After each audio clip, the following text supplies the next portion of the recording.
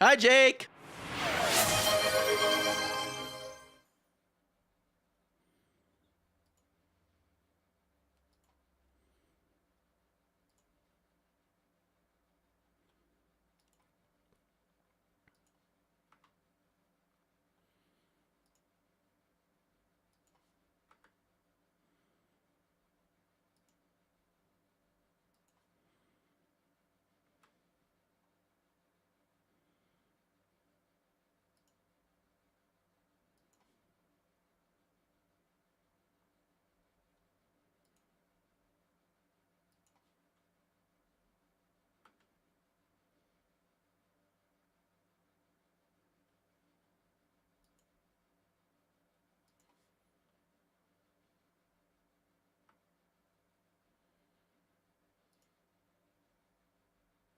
Hi, Jake.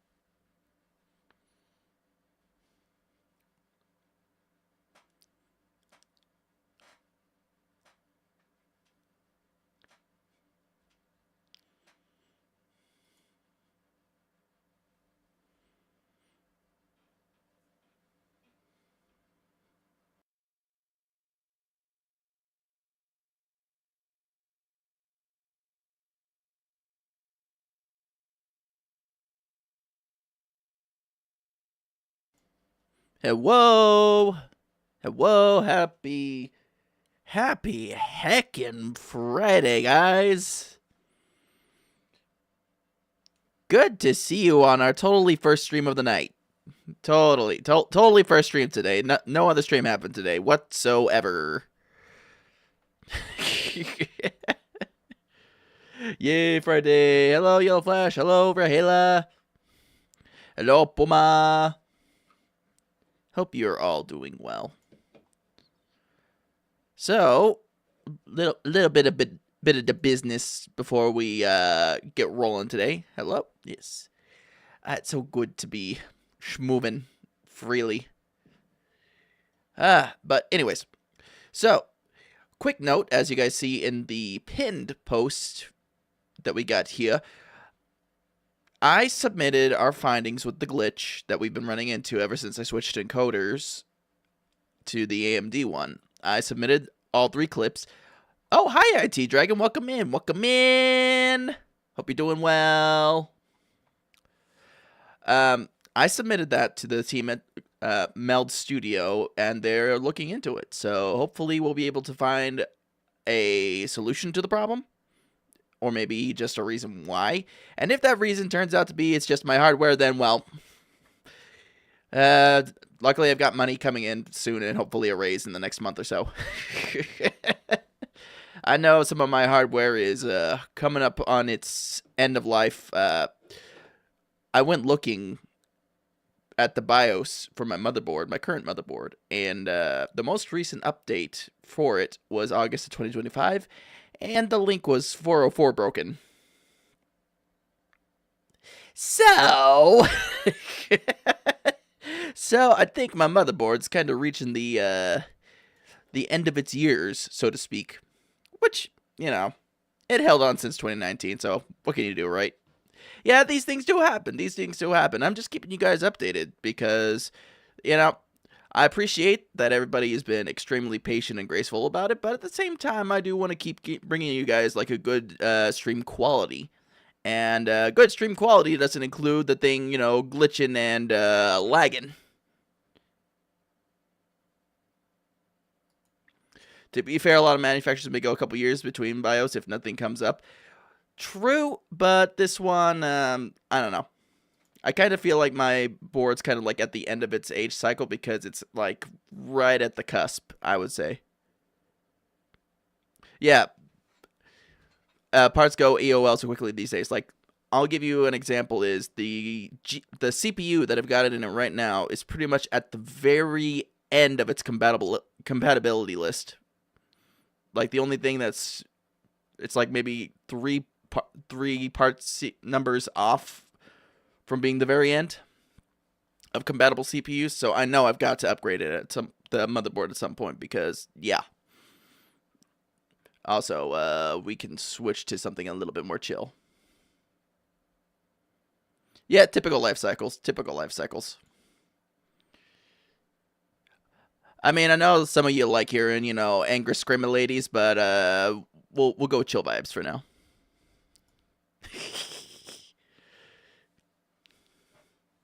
So, yeah, I mean, again, I've got this thing pre-built back in, like, 2019. So, I don't know how long it was, like, on the market prior to that. Or how current that was, but I know it's time. So, this next run of upgrades is definitely going to be to prolong the life of my current desktop. And then we're going to look towards a secondary unit just for handling the games. That's the plan, at least. 2019 is still a good run. Oh, yeah, incredibly good. Incredibly good. I've only had to change out... well, I did have the failure with the power supply. I remember that one went out. But then I upgraded the CPU and the GPU, so... It's still been a good run. This has been a very sturdy, good desktop computer, especially for all that I've been doing with music and stuff like that. It's been a good run. So, yeah. That's, I think that's really all the blabbing I had. And we're about to go and look at some men. If you guys aren't familiar, we're about to play some 11 Deep Space. And we're going to look at some very pretty men. We're about halfway through the last big chunk of MSQ before the newest stuff, so I am eager to continue and keep learning, and who knows, maybe this change up in my setup will allow things to run a little smoother with this game too.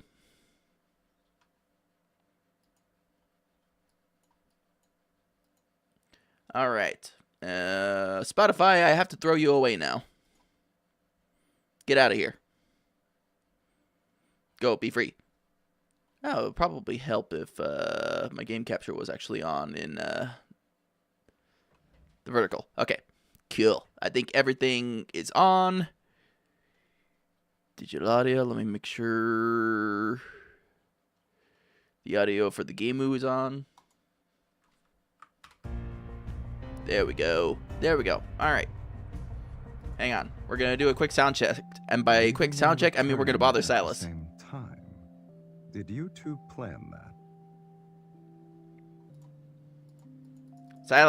Silas, we need you for a sound check. Silas, buddy. Silas.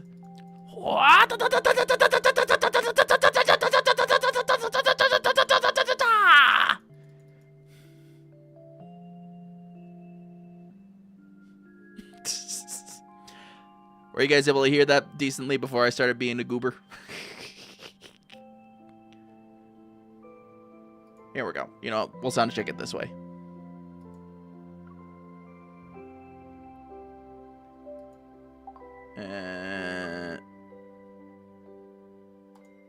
Just a heads up. There's a package arriving for you in a minute. Okay. I need to turn that up in my ears just a little bit. There we go. Or less than a minute, I guess. Your doorbell is ringing. How's that for you guys? That everything on that good?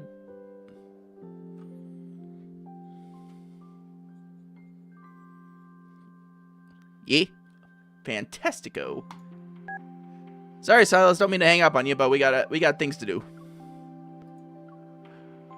I saw Silas and I clicked. Hello, Rusayaki on YouTube. Welcome in. We are going through the MSQ, so we're getting caught up. Hopefully we'll see more Silas. We're kind of away from him right now. You just hung up on him? Well, I mean, yeah. Like, that's a problem?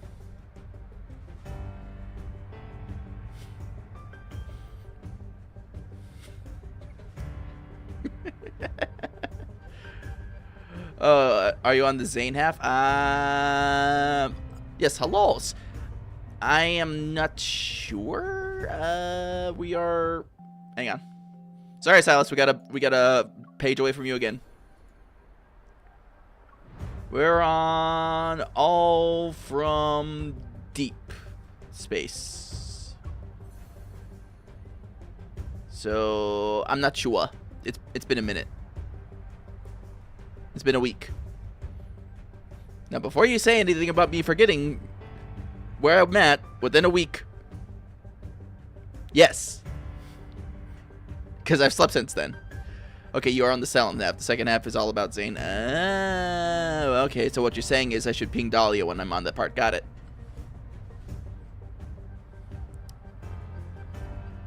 All right, Silas time. That's right. I kind of remember we learned more about MC's past and what she actually is and all that fun stuff. And, you know, she kind of had an explosive moment. Which, you know, is a way for her to relate to Caleb.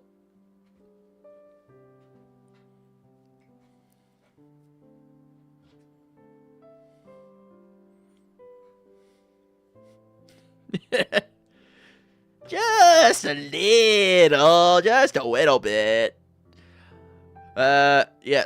Also, those of you who are new to the stream right now, we are going through a little bit of a technical bit of difficulty since I switched encoders.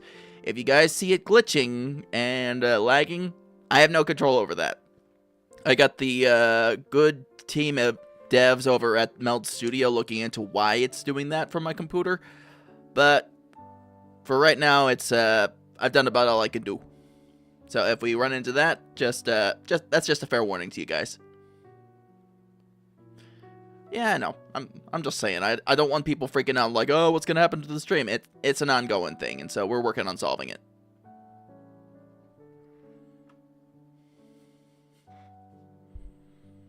All right, it's time for our story time chat. In the timeless N109 zone, I fall into a deep, dreamless slumber. When I finally open my eyes again, it takes me a while to reorient myself. Yes, I'm a little bit off kilter on account of the fact that I blew up at least once.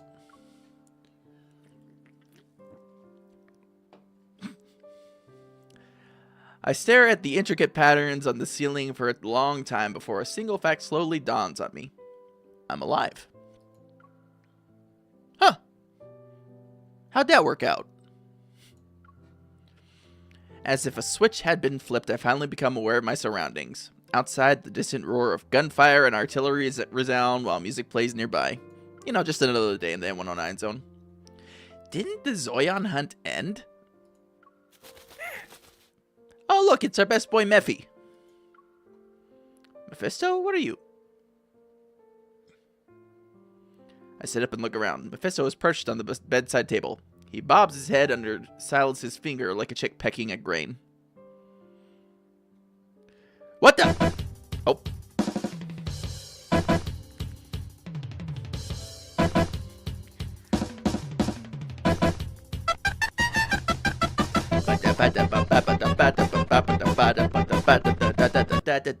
Hello, Lily, and hello, Raiders. Welcome in. Welcome in. How you guys doing tonight? I hope you're doing good, Lily. Thank you for raiding in. If you guys haven't met me before, my name is Jake Dayseeker. I'm an edgelord bunboy VTuber who specializes in action, MMO, RPGs, and the like. Tonight we are playing some more Love and Deep Space MSQ. So if you like looking at very handsome men, quite like this specimen right in front of us, or like me, we're gonna be just kind of sitting down and enjoying our story time here. So if you want to stick around for that, please feel free. Lily, how was your stream? I saw you were playing some of that Final Fantasy. Like Jake, yes. I gotta get good about hyping myself up sometimes. You know, just a little bit. But yeah, I saw you were playing Final Fantasy earlier. Did you have a good time with that? Was that the only thing you played, or were you doing some other stuff too, Lily?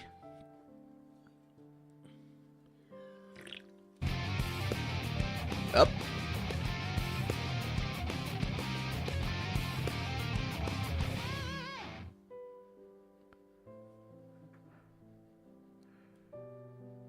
Chat? We just got followed by Love and Deep Space Xavier. Look, homie, you're not my fave and all that stuff, but I'm sure there's a couple girly pops in here who would love to be picked up by you. So, you know, just go around, you know, ask politely, that kind of stuff, you know, take cues and that kind of stuff, and I'm sure you'll be fine. You will be well attended to in this crowd. Anyhow, Relic Grind, a little Monk Grind was good. Hello, Xavier. Hi, I love your Dark Knight card.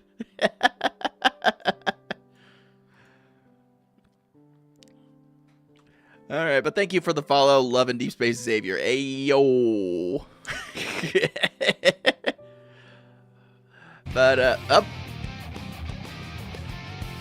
Jilvion, thank you for following. Much appreciated.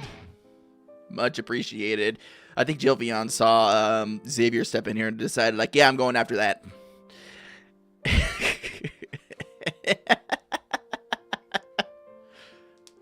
But welcome in. Welcome to the stream. We just barely got started. We are in the middle of Death and Rebirth, so spoilers if you haven't got there yet. But yeah, you were doing a little Relic Grind, a little Monk Grind was good. Yeah, I've actually been using the Relic to help level my other classes too, like Ninja. So I'm working on that right now. I got competition with these other men. I don't go to Love and Deep Space, but I can appreciate it. Is it the men? Is it the men?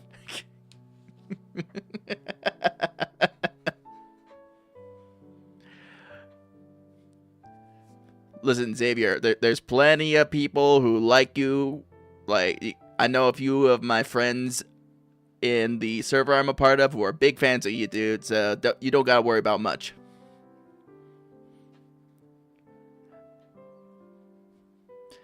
Any hoodlebees, Lily, if you need to go do any post-stream self-care, don't let me forget about, telling you that. Please make sure you do that. Stretch, get some food, get some water, get a something, I don't know, like hug one of your man pillows, that kind of thing. But, thank you again for bringing your community here to hang out with me and chill out while we do some Love and Deep Space progress. And again, I repeat, there are spoilers involved if you haven't gotten to this part of the story, so I highly suggest you vamoose if you haven't gotten to this point yet. If you don't care about spoilers, then, you're free to stick around, Have fun with that. Gotta go do some dinner. You go do that dinner, Lily. Thank you again. Really, appreciate you. And yeah, it did shout you out. Goob. I set up a bot to shout people out when they raid in, so less work for me. Real quick, but I never joined your Discord. Can I have a link, please? Here you go. Easy peasy, chat. By the way, if you haven't joined my Discord yet, which I don't blame you, people probably got like tens of dozens of their own different Discords to join, but my Discord is where we like to try and hang out when I'm not streaming, and it's where we'll be doing more community stuff after I catch up with the Love and Deep Space story. So please hang around for that. I also like to share a bunch of stuff, like that's pretty much where I ping people when I go live nowadays rather than do go live posts. So if you want to keep up to date with all the bun related stuff there, that's your spiel for the night. I've had at least 3 false starts. I think we can get back to this, Toei. I think. Unless another one of the lads wants to follow right this second. Any day now. If another lad wants to follow, do so now.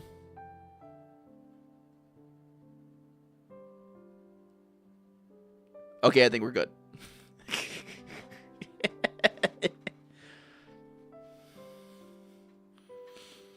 Alright. And, he bobs his hand under Silas's finger like a chick pecking at grain. Why are you here? Shouldn't you be asking that to the person who carelessly fell asleep? Okay, fine. Let me grab a mirror. Why am I here? Oh. I raise my hand, but I don't see the familiar linkage. Massaging my temples, I realize my distant memories have started to blur with reality. How long was I out? Don't tell me it's been 4 or 5 days. You would have starved to death in that case. Silas is lounging in a small armchair next to the bed. He's looking out the window. Several gemstones, 3 wine glasses, and a marker are scattered across the nearby side cabinet, small table, and floor. It's morning. And more importantly, it's been 3 days since the Zoian hunt ended. Oh, Zoian, not Overtime Zoian. is almost over.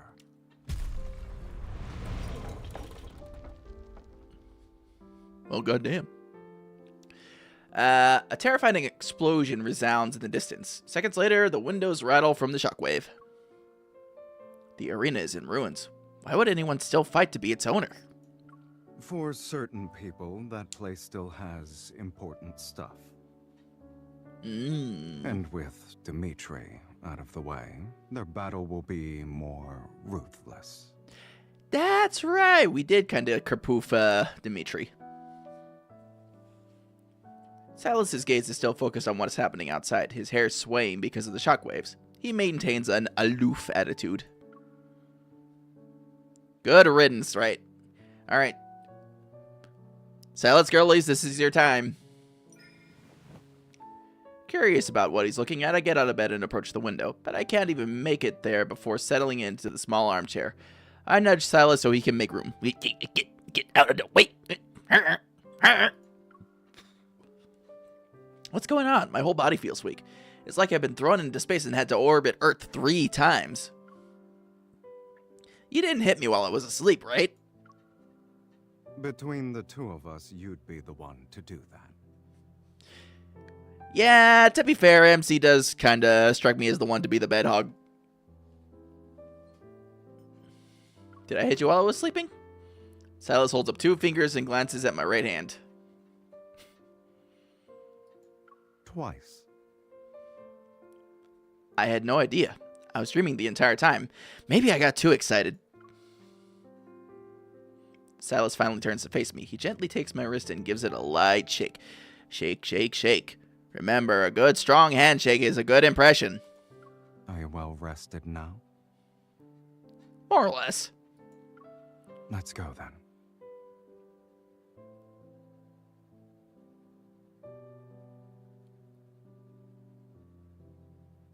Thank you, Rathlon. Let's go then. Mephisto takes his chance to sneak away, snatch an empty wine glass, and fly out the window. Uh-oh. Mephisto's about to go get white girl wasted. Silas stands up and stretches before picking me up. Could not have timed that any more perfect. Yeah. Time to eat. Time to eat, yeah. It isn't until Silas makes me sit at the dining table that I realize just how hungry I am. I devour everything in sight until I'm stuffed. Strength gradually returns to my weary limbs, and I start to feel clear-headed. I slowly finish the last of my juice. Then I carefully nudge Silas's leg under the table to let him know I have a question. Hey, I got a question. Just. I see you're disregarding table manners, kitten. I was worse during our first meal together. Isn't it a little late to start worrying about etiquette? Something cries out near the window. Mephisto, who has been absent during the meal, taps on the glass and squeezes through the gap. He drops a dark-colored object into my hands.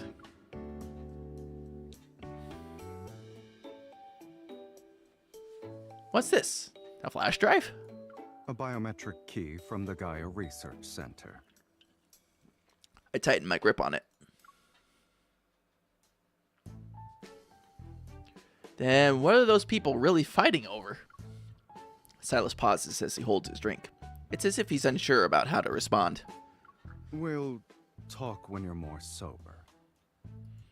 What are you talking about? I'm perfectly fine. You're also one of the contestants in doing overtime? It's cheese. They're fighting over cheese. When did you... Luke and Kieran are more than capable of dealing with those fools. Ah, the boys are getting to play. The key shows signs of age, since someone has scratched off its identification number. It's impossible to tell which researcher served as its original owner. Possessing the key means having authority over the abandoned Gaia Research Center. Even though it's nothing but ruins now. Yeah, we kind of left it a smoldering crater. A wisp of black-red mist creeps up the back of my hand, forces its way between my fingers, and tries to take the key away. Silas. That's my trophy. Give it back. It'll buff out. Silas stretches his long leg to push his chair. He leans back against it as he uses his index finger to guide the mist. It's still pulling on the key. Dismissing the idea of letting go, I clutch the key with both hands and lunge towards him like a sparrow drawn to a grain of rice. Rathlon, we might need a part 2 on that sexy sax. Your theft techniques are getting sloppier by the day. Are you going to headbutt me to death before you loot my body? Sit. Thank you! Silas has me rest against him, and when he sees me still holding the key with both hands, he laughs. Didn't have enough time on that one. You're a persistent thief. Since you've already shown it to me, I timed it with sit. Well, that's fair. I can borrow it at some point, right? You're very generous. You had a nice meal and are on your way to a full recovery. Yet the first thing you do is come up with a plan to steal my stuff. I'm not doing that. He's not insisting on taking the key back, so I secretly breathe a sigh of relief and change the subject. I decided to talk more about my recent dreams. I wanted to ask you something ever since I woke up. but you kept steering the conversation in another direction. Hmm? I saw us finding wanderers in some kind of interstellar arena. Do you know anything about that? What else did you see?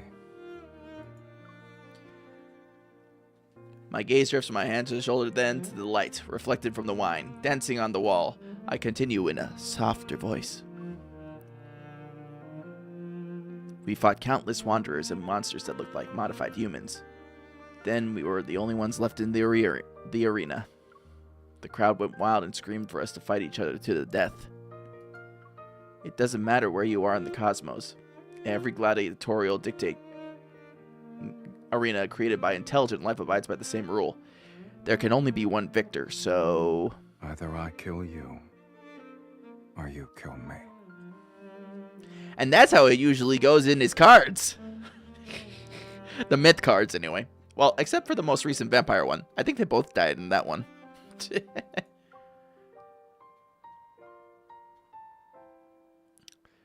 I had a pizza joke I wanted to tell. I had a pizza joke I wanted to tell, but it was a toss-up. So Kisabel, but a Kisabel, but if to duck, I want at I want but L. What the hell? One arm, what did you put in there? You caused my TTS to freak out.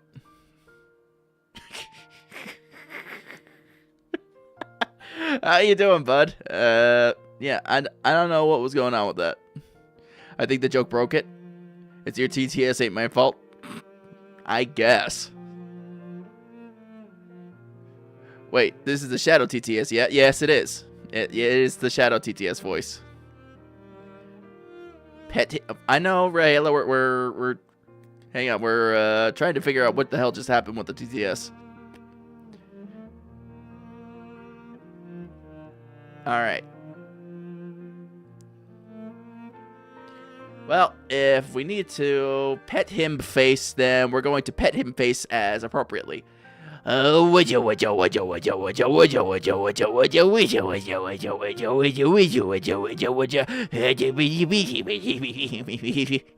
nose. Okay, so this used to make it go 9 ways of cattywampus, so let's see if chocolate breaks it still.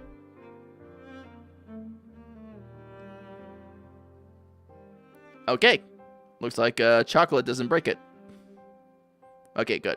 Yeah, I think I just needed like a quick freak out.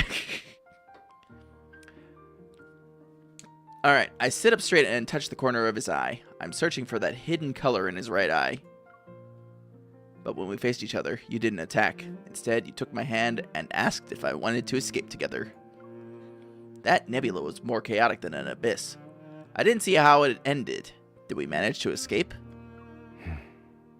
What do you think?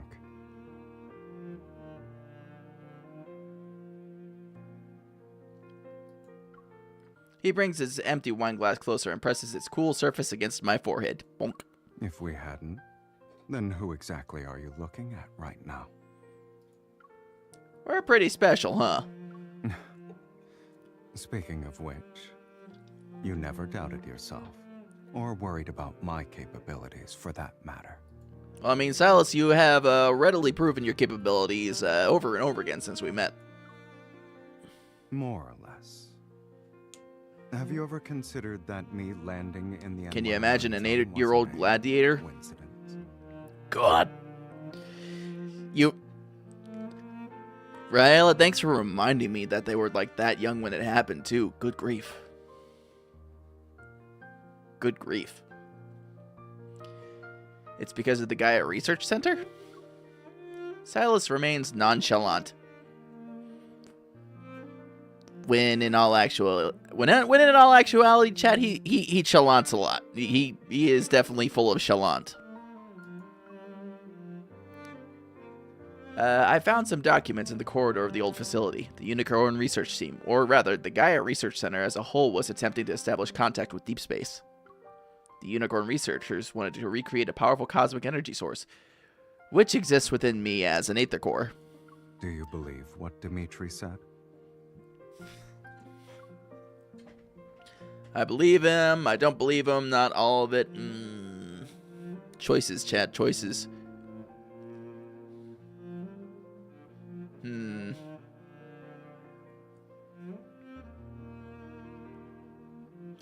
I don't know. That Dmitri guy was kind of a few marbles short of, a picnic basket. If you ask what I think, but that's just my opinion. He was a little crazy, just a little bit. Yeah, a little bit led astray by the tides of ambition.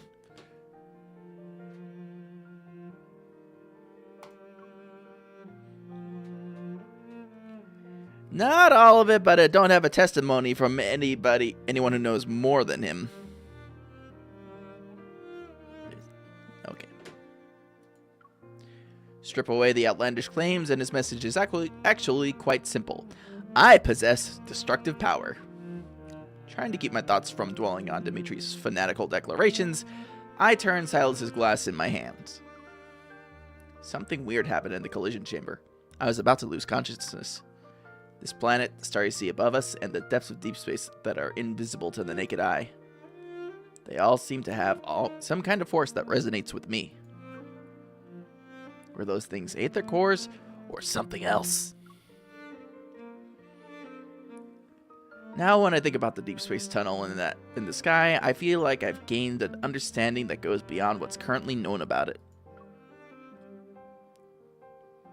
It's not the source of all disasters. It's a bridge that connecting us to civilizations more superior than humanity's. Maybe Dmitri wasn't lying. It's possible I have the power to destroy everything. My thoughts traveled through that darkness in the collision chamber and how I sank into an overwhelming strength. It's strong enough to erase an entire planet. What lies dormant inside me is powerful and uncontrollable. And I am all I am. I am all of me, Shadow the Hedgehog. Suddenly a hand grasps my chin. My gaze lands on Silas's disinterested expression. He can tell when we're going full edgelord.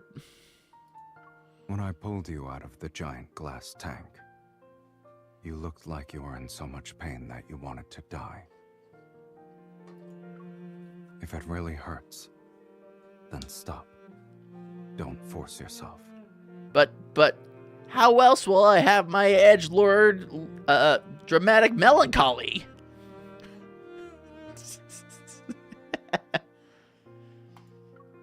And don't ever make that face again while you're at it. What face? Was it this face? Or this face? Or was it this face? Oh, yeah. It's a very sweet moment here with him. And I'm just being a goofball. I look directly into his right eye. The mesmerizing Aether core within it remains tranquil, and my racing thoughts slowly calm down. You can always pull me back, right? Just like before? Whoosh. Poke.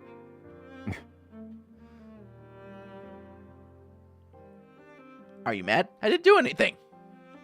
As I look up at him expectantly, Silas stays silent for a moment.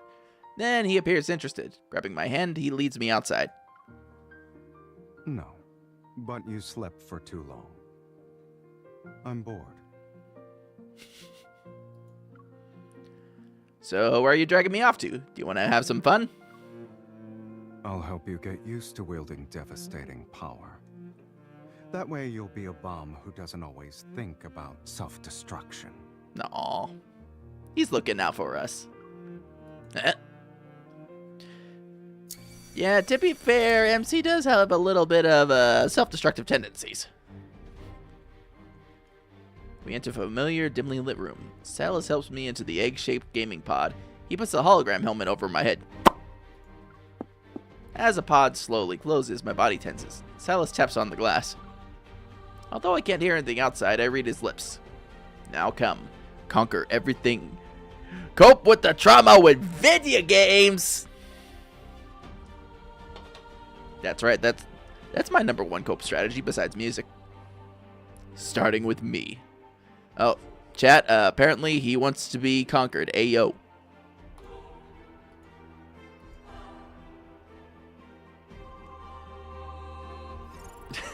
If Sevi was here, he would say, "Hey yo."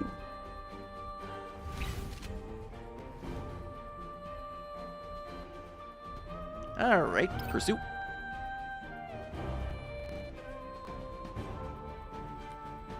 Curious to see if this will run any smoother than it usually does. And you toss out your Hearthstone. Well, why'd you do that?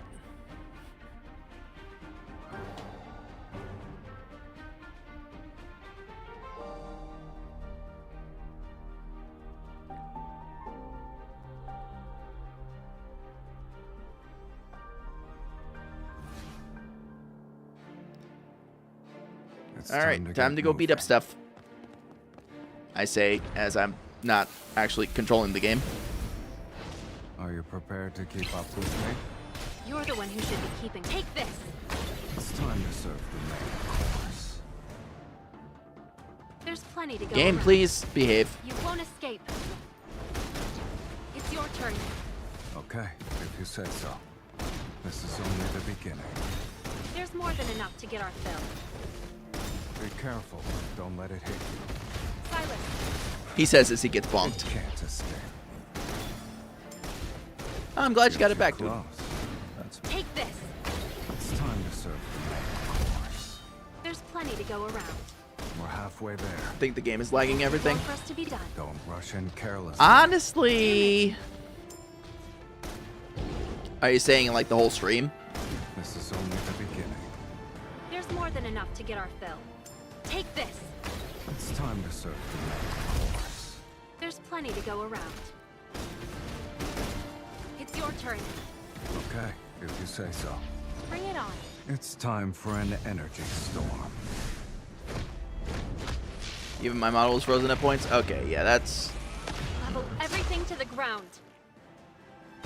Yeah, I think that's part of the whole encoder thing we got going on right now. It's time to meet the maker. I'll show you. You put Then up a again, I'm good also fight. like not moving around Good much. job.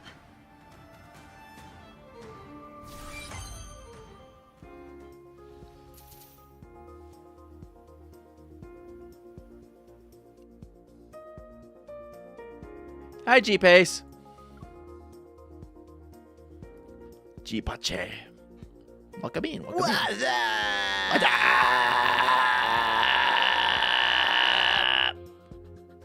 Yeah, I think Rathlon, that's still part of the mystery with the whole AMD encoder thing we're going through. Which, as I said in the pinned comment, they are looking into it. So we'll hopefully have some answers to that we can fix that. And if it's something that's going to require me to purchase some new hardware and upgrade the computer like I plan to, then that's the long and the short of it.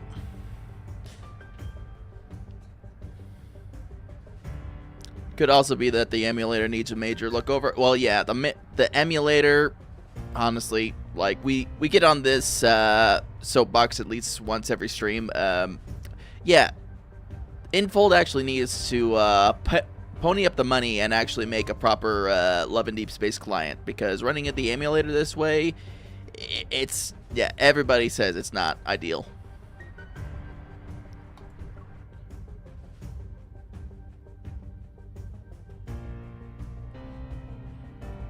Like, I've tried to give it, like, the most ideal settings I could, especially for streaming, but it's still just bleh. After matching wits with Silas for 47 rounds, my heavy eyelids forced me to be the one to call it quits first. She eepy. I slept so deeply that when I woke up, I found myself in my own bed. I had been moved there and didn't even stir once. Was I really that exhausted? Or do I trust him too much? Girly pop. Girly. Look, girly. It is okay. It is okay to trust the mans. It is okay. He looks out for you. Sometimes he can be a bit of a wild card, but the man clearly looks out for you. I mean, they should have the money from that game alone. I mean, it could pop off if they bring it to Steam. Oh, dude, no doubt. Like, it'll really pop off once it actually hits some proper, like, platforms like Steam or its own client. It's the fact that they just, what's the word I'm looking for? Haven't. Like, Epic Game Store has Infinity Nikki, which is another Infold game, with its own client. So they can do it. They're just choosing not to. At least not for the time being. So, you know, I'm just gonna like, really? I mean, even Rahela can tell you, like, the gripes people have with having to go through the Moo player.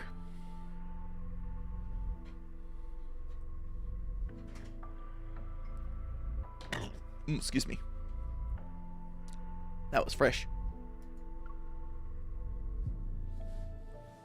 I massage my throbbing temples as I recall the information I received during our break last night.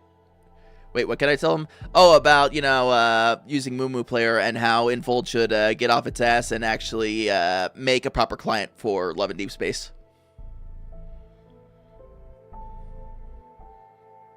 You don't use Moo? Oh, well, okay. I made an assumption then.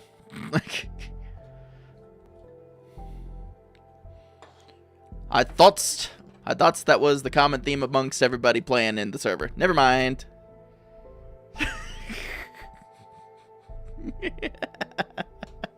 Sorry, didn't mean to make you panic. But yeah, the people who do use the emulator have noted it's not ideal.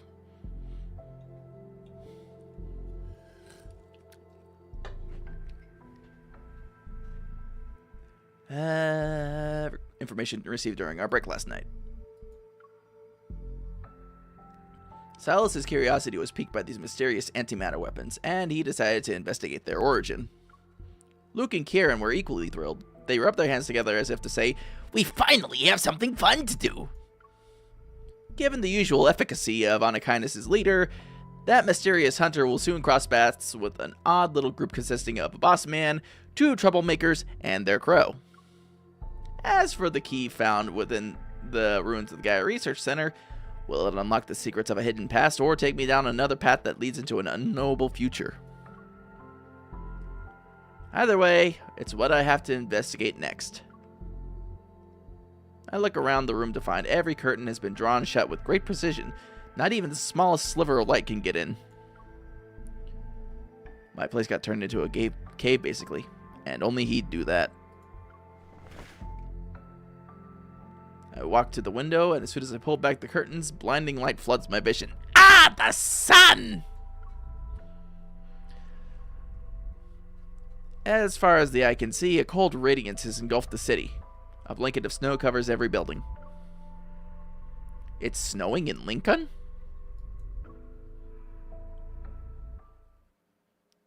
It's either snowing or Lincoln, or Zane is having a big pout. For a while, I've been investigating my past and uncovering Ever's secrets. And now this ever-changing, precarious world seems to face an unprecedented crisis. Protofield disturbances, climate anomalies. Some say Earth's climate. Multiple things can be true. That's fair. System has broken down, and a disaster comparable to the Chrono Rift catastrophe is imminent. Others claim Earth is on the verge of collapse. All tectonic plates will shatter, and thus human civilization will end. Yet amongst all these discussions about the end of the world, Earth's collapse, and civilization's downfall, what actually descends upon Lincoln City is a silent snowfall that transforms the city into a pure white expanse overnight. Backtrackers, Lemuria, everything is starting to make sense now. But what about the life on a higher plane of existence? The emissary of the divine. Long time no see. It's our girly pop, Tara. Back from your leave already?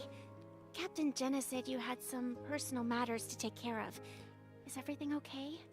Yeah, I had to do some exploration and handle matters related to the lore. For my administrative leave, only Jenna knew about my visit to the ruins of the Gaia Research in the N109 zone.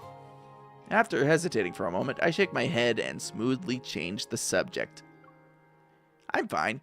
You could say I went back home. By the way, have you ever heard of the term emissary of the divine before?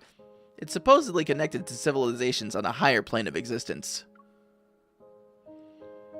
Among all the rampant doomsday theories, the concept of being watched by civilizations with higher dimensional beings is actually the easiest to understand. It can mean a messenger who can communicate with godlike entities. Elidibus? Even if they do exist, finding someone like that would be harder than finding aliens. No, we just need to turn on Final Fantasy XIV.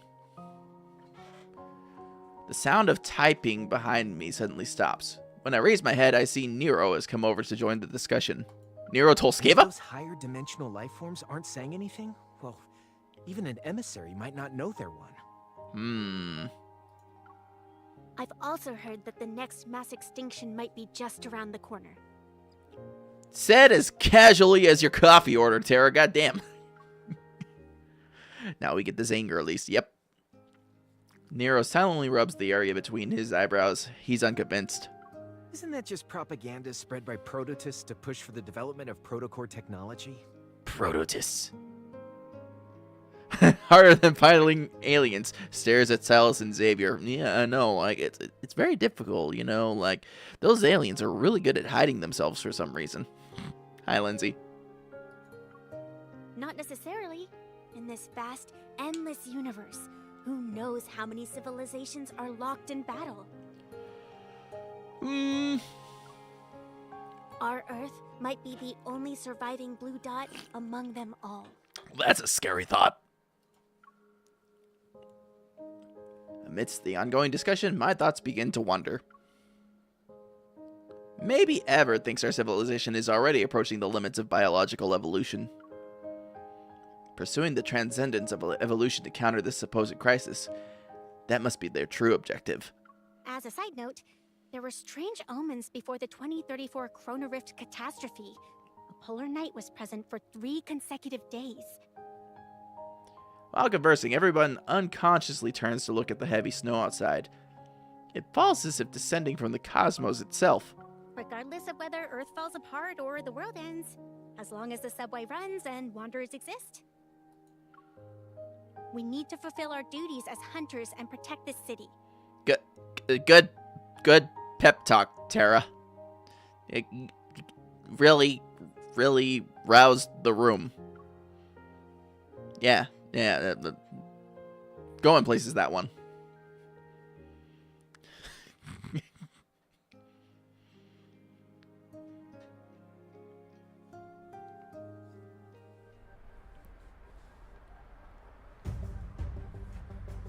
World's ending. Gotta head to work anyways, and that, my good friends, is the effect of being caught in the capitalistic cycle. Eesh.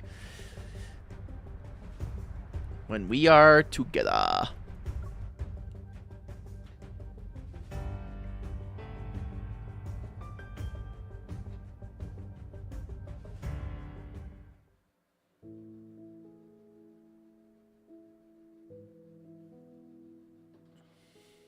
It's 5:00 p.m., and a lecture titled Life's Boundaries is underway at Lincoln University's largest lecture hall. Aside from medical students, students from other departments have taken a seat to listen. In the packed lecture hall, the speaker stands. His back faces a projection of a beating heart model, and his authoritative voice is steady. What up, my brother and Silas? What up, Sebby? How you doing, buddy? Life itself is not endless. Yeah, you just missed Silas. But we do have Zane for the Zane Girly Pops in his turtleneck and his big gray coat. He's a very big fan of Millennial Gray.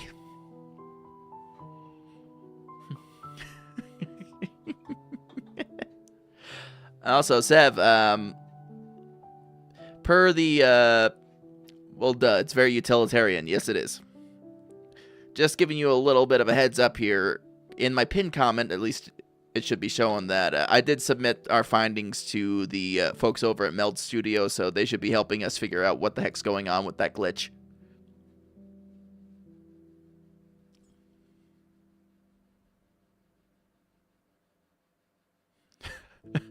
I tagged Christy in the Discord, and they simply said, "I don't want to cry again, Mr. President."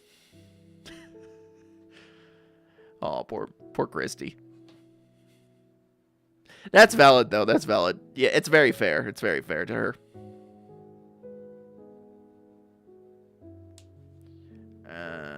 Hang on. Hang on. I just saw a notification pop up here. Oh, that's cute. Very quote. Life itself is not endless. Life and death, health and illness. These seemingly opposing concepts maintain the balance of life itself. One could even go as far as to say death and rebirth. An inquisitive student raises her hand. But with today's medical technology, we can potentially do gene editing, cellular regeneration, and even human modification.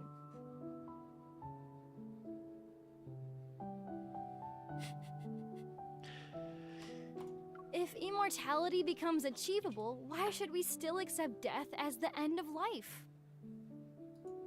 If we set aside morals and ethics, these technologies could make immortality possible. Mm-hmm. But this also means that our goal in the medical field has shifted from conquering disease to conquering death itself. Zane's gaze sweeps across every face in the room, his tone remaining calm as usual. To conquer disease is to extend life, but to conquer death is to control it. Yeah, I can agree with that. Can we still call ourselves humans after being modified and losing human characteristics? How do we even define human existence? Hushed discussions fill the lecture hall. Zane looks towards the back as someone quietly opens a door. A familiar figure appears. She quickly slips into the back row, her coat leaving a trail of melted snow on the floor.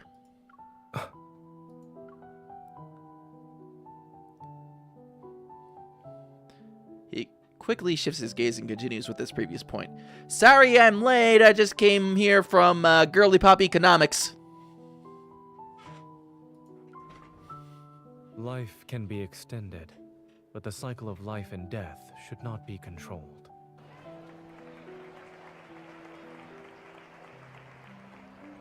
After the lecture ends, Zane is completely surrounded by eager students. I sit in the back row and wait as students file out behind me. Did you see the news? How could they accuse Dr. Zane of disregarding human life and abandoning his patients? They're saying he has no ethics. Somebody is putting slander on our man Zane? Look, he's a coup dare and all that stuff, but he is not somebody who does not care. It all started when some government official's kid got diagnosed with protocore syndrome. They tried to use their family connections to pressure Dr. Zane into prioritizing their surgery. That's always the bourgeoisie. But he refused and went to treat another patient who needed more urgent treatment. Always the bourgeoisie. Oh. So that's why they're spreading all those nasty rumors about Dr. Zane online. What a piece of work. As the students' conversation fades into the distance, I stop eavesdropping and not in quiet agreement. Not the bourgeoisie.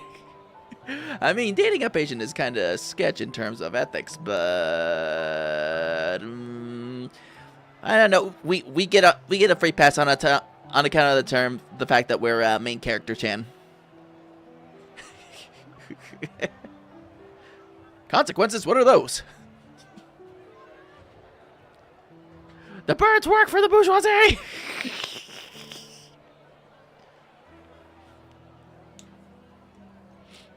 I should have known the only bird we can trust is Mephi. But they're accusing him of actual murder. They are. Spotting a few reporters approaching the lecture hall, I catch Zane's eye and wave. I silently mouth a sentence.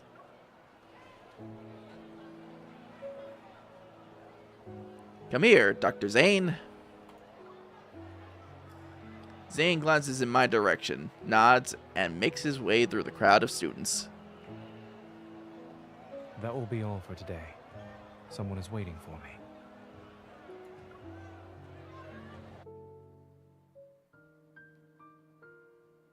After helping Zane dodge the reporters, we leave the university and stroll through the snow-covered streets bathed in evening's golden light. You're good at making complex topics clear and accessible, Dr. Zane. If I were a few years younger, I'd sneak into your lectures every day. Raphael's Seagull Choir is also fairly trustworthy, if a bit rowdy. You know what? Fair point, Rahela. Fair point. Fair point. Because Seagull's gonna Seagull and Mephi's gonna Mephi. Really? What was the second key point from the third section?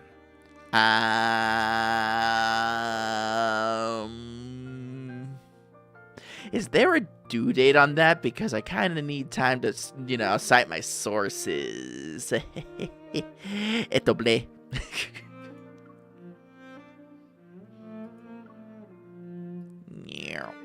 Faced with Zane's knowing smile, I sigh and turn to walk in the opposite direction.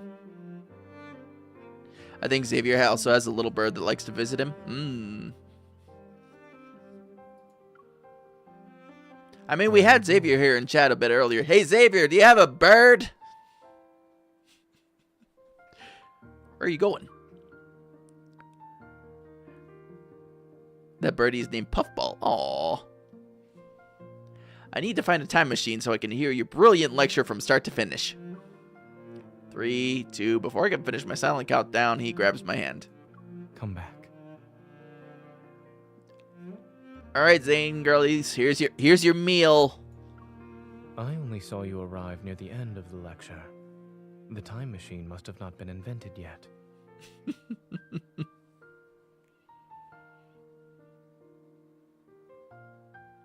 Coffee in hand, I sit down on a roadside bench as Zane hands me a weathered envelope. Here's the information you requested. The wax seal on the envelope is still intact. The documents themselves have small creases. Exchanging documents while sitting on a bench. We're like those secret agents trying to save the world in the 008 movies. Given what you've asked me to investigate, it is certainly a secret that concerns the fate of the world.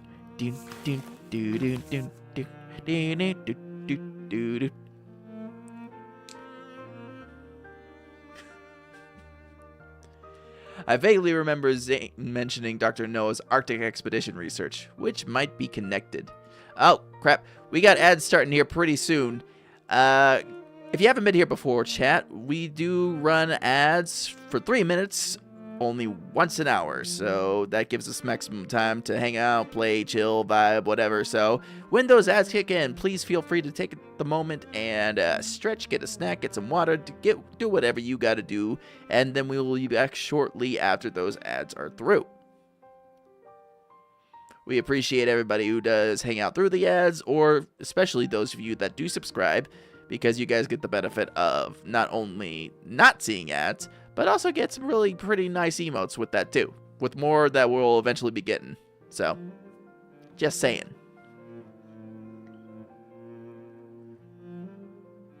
The cryptic pattern etched into the key seems to point towards the traces of a primordial civilization. 14 years ago, a research team ventured into the Arctic to study life's boundaries. They made an unexpected discovery in an ice cave. They found Big Feet. According to the surviving documents, the pictographs they recorded in the ice cave bear a striking resemblance to the patterns on the biometric key. Ooh. Some members of the expedition team mysteriously disappeared. Others joined the Unicorn research team. Dr. Noah has a photocopy of the expedition journal. It's incomplete, but he hopes it can help you. Signals from deep space, the eighth core of the key. The clues form an intricate web in the darkness. It stretches across the boundaries of time and space. Almost unnoticeable, each strand is being woven into place. They're waiting for that singular moment. Oh, okay, we're in ads. Hang on. We will be right back, guys. Hang tight.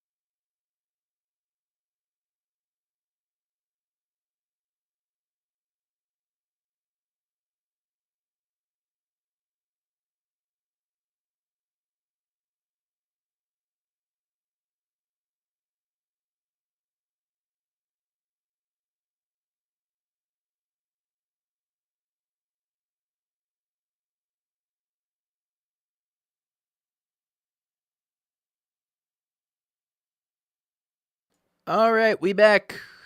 And now I can throw a Spotify once again. Welcome back, Chad. Thanks for sitting through the ads. It is time to resume our antics with Xavier. Hold on.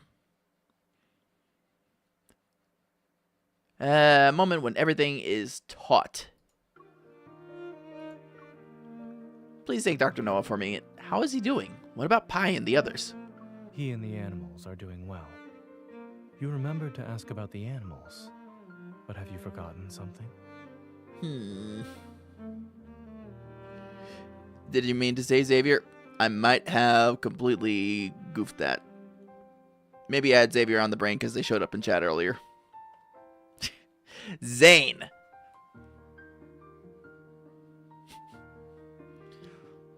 Who knows? Maybe I'm just keeping you on your toes. You never know. I'm unpredictable.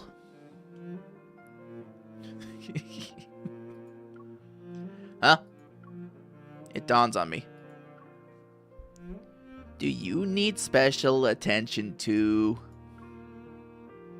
Do I look invincible to you? Thinking about how rare our meetings and calls have been lately, I feel a twinge of guilt. So how has Zane been lately? Have you been sleeping well? Do you still have nightmares? Just throwing that out there, rapid succession there, girly pop, good God. I'm doing well.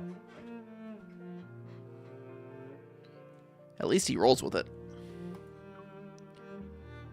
For some reason, my words elicit a soft chuckle from Zane. You've already made time to pick me up after class. And since I'm on my way to work, why don't you walk with me? You can do it as you head back to the Hunters Association. Ooh.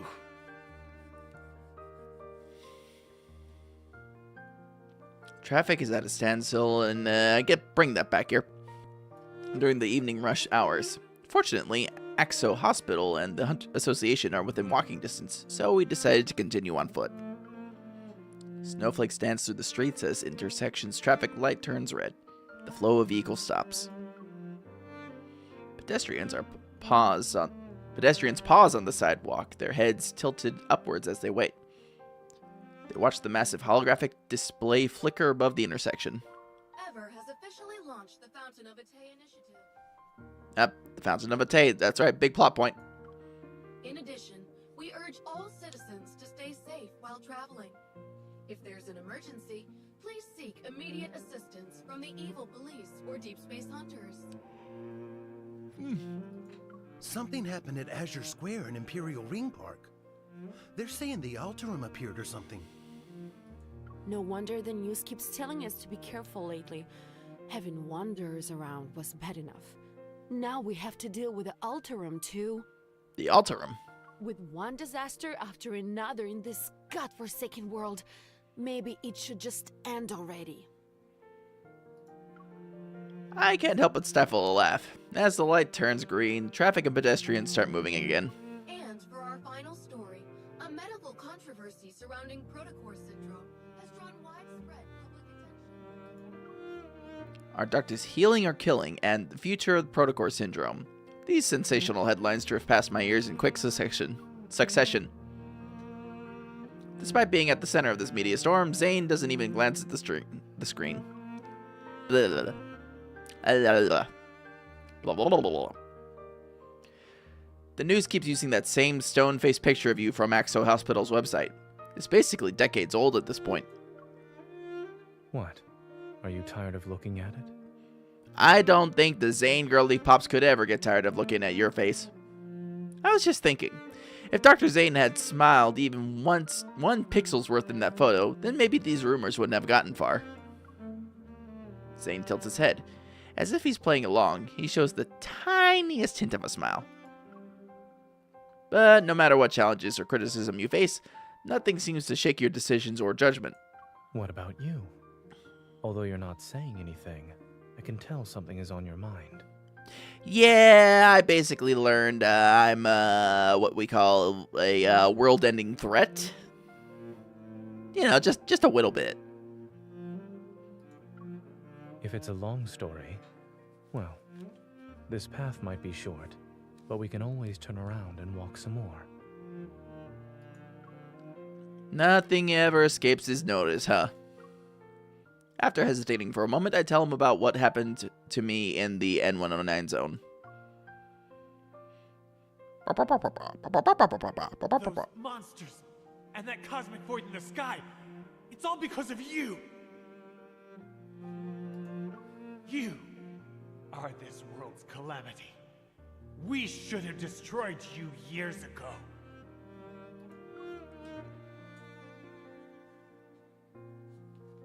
The Gaia Research Center, the Unicorn Laboratory, the Collision Chamber, and the Spatium Core I absorbed into my body. That man's final moments, filled with resentment and rage, remain vivid in my mind. I'm constantly reminded of one thing. I don't belong in the world that I thought I knew so well. So what you're saying is that they almost put you down in the N109 zone. Well, you didn't have to phrase it like that. He wanted to dispose of me like I was some kind of medical waste. Zane's lips curve into the slightest smile as he tucks my cold fingers into his coat pocket. I'm walking down this path now. It's strangely surreal. Are you more lost now? Or more certain?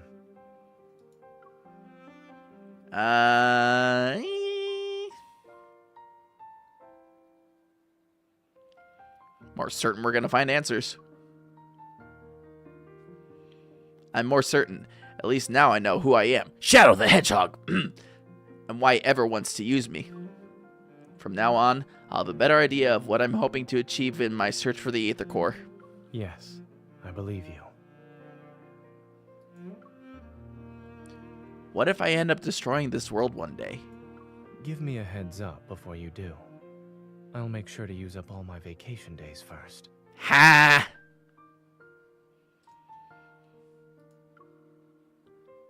At the last intersection, our brief walk quickly comes to an end amidst a crowd. After we cross the street, we'll return to our work and face the challenges that life has in store for us. A wave of sadness washes over me because we have to say goodbye already. I force myself to smile. Let's do our best, Zane. Wait. Just as I take my hand away from his, he catches it again. Then he pulls me closer, and I'm almost completely enveloped in his coat. Oh, he's getting the big hugs. Looking down, I notice he's carrying his laptop bag and a simple, understated gift bag. He takes out a scarf from it. The soft fabric gives off a gentle, warm glow under the streetlight. Today's not even a holiday. Why do you have a gift for me? I didn't have a good excuse. But after hearing about your rather fascinating origin story... Which he's totally chill with, by the way. He slightly leans down and carefully wraps the scarf around my shoulders. Let's call it a celebration of your arrival in this world. Aww. A mix of uncertain emotions well up inside me. They gradually melt away with the warmth of his touch. Did you find time in your busy schedule to knit me this scarf, Dr. Zane? I picked it out. Is it not sincere enough? He raises his hand to smooth my disheveled hair. The snowflakes that landed on his forehead slowly melt away. Whether it's ever or something else, the path you've chosen will be full of challenges. You'll encounter many people with ill intentions. And I'll freeze them all. But more importantly, you must be confident about your own choices. He's the one in charge of keeping this cosmic being's mortal shelf alive. That he is! That he is. There are certain things that you can never take back. Wonder if he ever actually caught on to that part, though. In the vast expanse of snow, neither of us takes a step forward. Then my first correct choice for today must have been seeing you. Thank you for choosing me. Aww.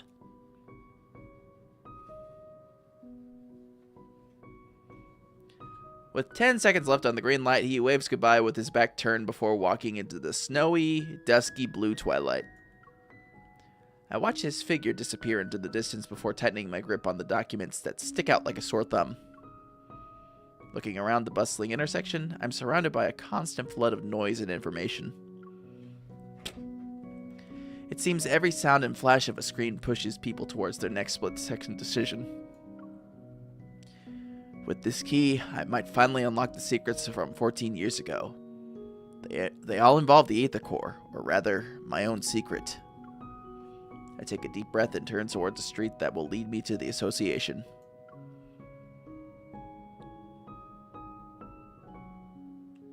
Good stuff.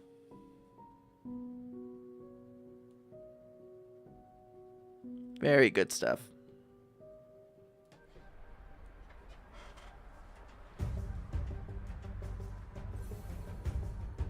Deep night. Deep night night.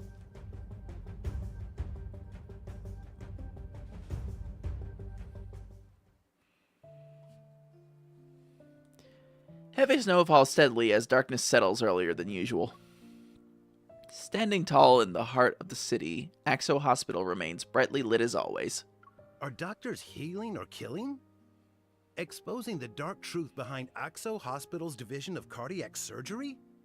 What kind of ridiculous headlines are these? It's our man Grayson! Oh, please. Dr. Zane has plenty of connections. He's treated everyone from the mayor to gang members. Besides, Axo Hospital has plenty of friends in reputable media outlets. If it comes down to a media war, no one can predict the winner. You don't appear to be very busy. Back to work! Everyone instantly straightens up like soldiers at attention once they hear a familiar voice. Nervous, they greet Dr. Zane. Grayson, contact Dr. Joel at Chansha Hospital and ask him to send over the files for those Protocore syndrome patients. We need to develop a new treatment plan for the patient with abnormal symptoms in bed number 12. They were transferred from the ER. Got it. I'll contact him right away. We might see more cases with abnormal symptoms. With patients being frequently transferred from the ER, everyone needs to be on call. Jeez. After methodically delegating the remaining tasks, the staff watches as Zane disappears down the hallway. Dr. Zane's composure is something else. He's not that much older than us, too. How is there such a huge gap? It's like the difference between gods and mortals. We can only admire him from afar.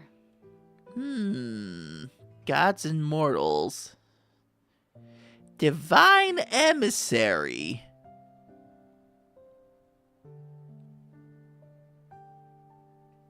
Totally unrelated. Come on, let's get back to work. The best way we can help Dr. Zane is by doing our jobs well.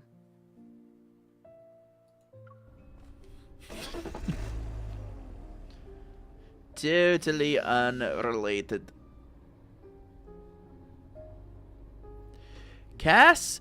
Hey, Cass, how you doing? Welcome in. We're on the Zane part of Death and Rebirth. At 2:30 a.m. Have you watched any of the Zane myths, by the way? No. You see, Rahela, I had the distinct honor and pleasure of joining y'all's Discord at the precise time when you guys were discussing with great enthusiasm the god of backshots.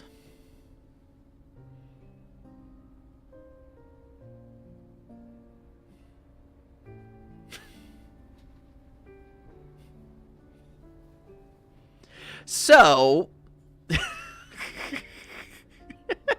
I know, Leo. So, no, I have not dug into any of the Zane myths yet. But I'm very, very, very aware of that one.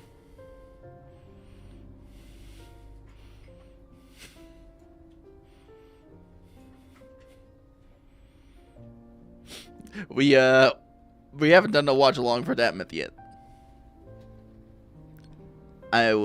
I definitely figure you guys need some mental preparation for that one. Just a little bit.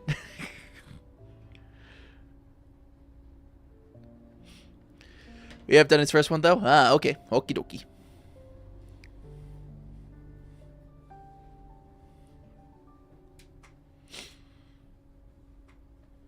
Zane gets into his car after finishing his work. A notification pops up on his phone.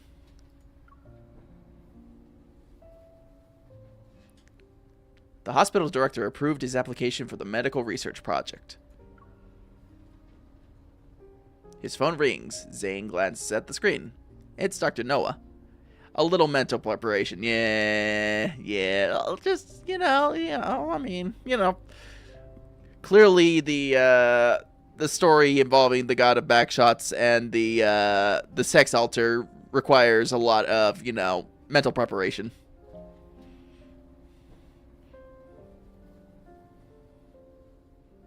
One might even call the experience illuminating.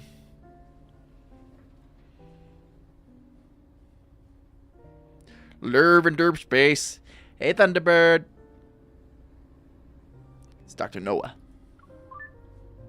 Zachary just called. He said you want to join the Fountain of Atay research project?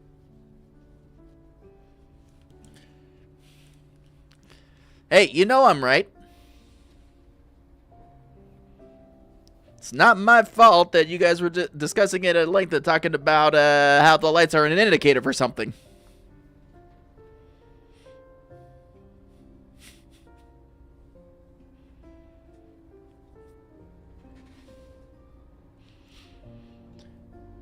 Yep.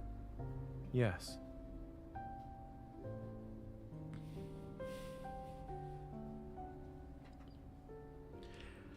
This isn't surprising to Zane. He can already imagine the two Axo Hospital higher-ups discussing the matter.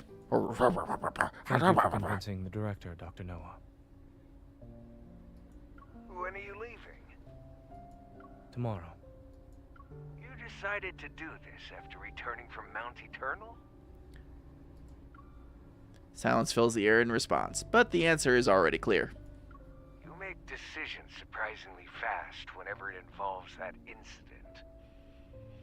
Also, I don't know if I said it, but hi, Nolio. Welcome in. Welcome in. Always good to see you. Also, Nolio, you have impeccable timing coming in when I'm talking about the god of backshots. I can't tell if the past is a chain that binds you or a force that drives you. I mean, a little bit of column A, a little bit of column B.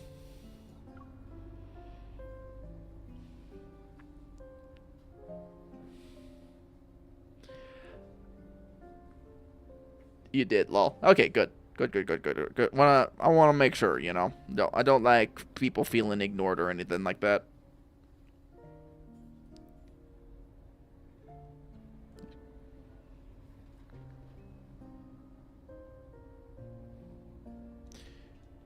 All right. Zane lowers his gaze, his expression remaining perfectly unfazed. Not a single hint of emotion appears. Perhaps it's both. You're still young. You're not alone in this world. Don't try to shoulder everything by yourself. Sorry, Dr. Noah, that's my whole character arc. Before hanging up, Dr. Noah purposely lets out another exaggerated sigh. Zane lowers his phone, its light slowly becoming dim in the heavy darkness of the night. With so many people behind me, I should be the one walking ahead, yes? He's determined. At 3 in the morning, a lone car glides across the wet streets before coming to a stop in front of Motosio. The store employees had just flipped the sign to close, but when they turn around, their final customer of the day greets them. Oh, he's an 11th hour customer. You're just in time, Dr. Zane. 1 minute later, and we would have been closed. I'm sorry for coming in so late. I'll have 1 sea salt chiffon cake and 1 dark chocolate hazelnut brownie, both of them to go. Yes, for the next month. Could you please deliver 1 dessert each day to this address? A whole month? I mean, he got that doctor's salary, though. Especially a surgeon's salary, now that I think about it. You can't do it? We can. It's just that you've already reached our highest tier for award points. We can't give you anything else right now.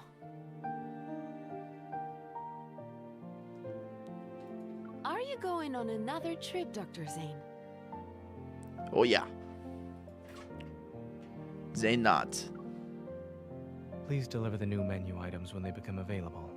Thank you. Don't worry. I wrote down the address. Let me just confirm the customer's name one more time. This is the young lady, right? It's Jaku-chan Daio Desune de Arimasu desu. Make sure you get all that written down.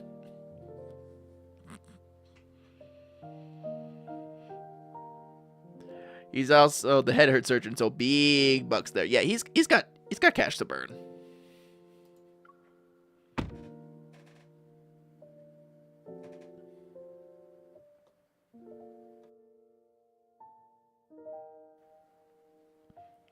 As he places the desserts on the passenger seat, he notices the snow has already accumulated. It's about an inch deep on the road. The car radio broadcasts tomorrow's weather report. Overcast skies with heavy snow again. Experts have yet to determine the cause of these unusual weather patterns. Zane lowers his head, opens his recent contacts, and carefully writes a message about his departure. As he imagines her reaction, he's embraced in a reverie, his features softening with a gentle tenderness. After sending the message, he opens the notes on his phone. The most recent entry was made at 4:00 a.m., the day before yesterday. First dream. Second dream, Mountain Turtle. Third dream, Mountain Turtle, William.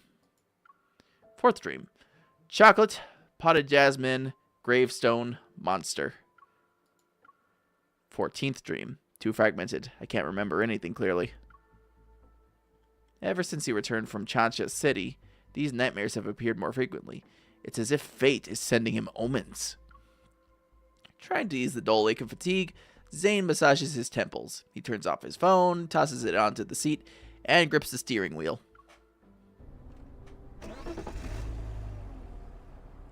The windshield wipers sweep away the snow, but the snowfall grows heavier by the minute. He can barely see less than 50 meters ahead. When Zane finally makes out the two white shapes as a mother and child stumbling along, his car is already dangerously close to them. Uh-oh. He jerks the wheel violently to one side. The tail lights cut arcs through the snow, and the car crashes through the wave-shaped guardrail. It comes to an abrupt stop in a strip of green vegetation. Terrified, the mother and her child fall. The kid in her arms is covered in crystals and resembles a twisted glass sculpture. Uh-oh. In the darkness pierced by the headlights, Zane sees something approaching the pair with slow, deliberate steps. Its breath is warm. Its presence screams danger. Stay back. It wears human clothes, but there's nothing human about this creature. Crystals have consumed most of its massive body that's hunched over. Strange growths are still pushing through whatever's left of its skin. Its face is twisted into a grotesque expression. Its pupils gleam an eerie dark blue. Each step it takes makes the ground tremble. Stay away! Man, what a time to have a car accident. With trembling hands, the woman covers her child's eyes. Don't be scared. It's okay. Don't be scared.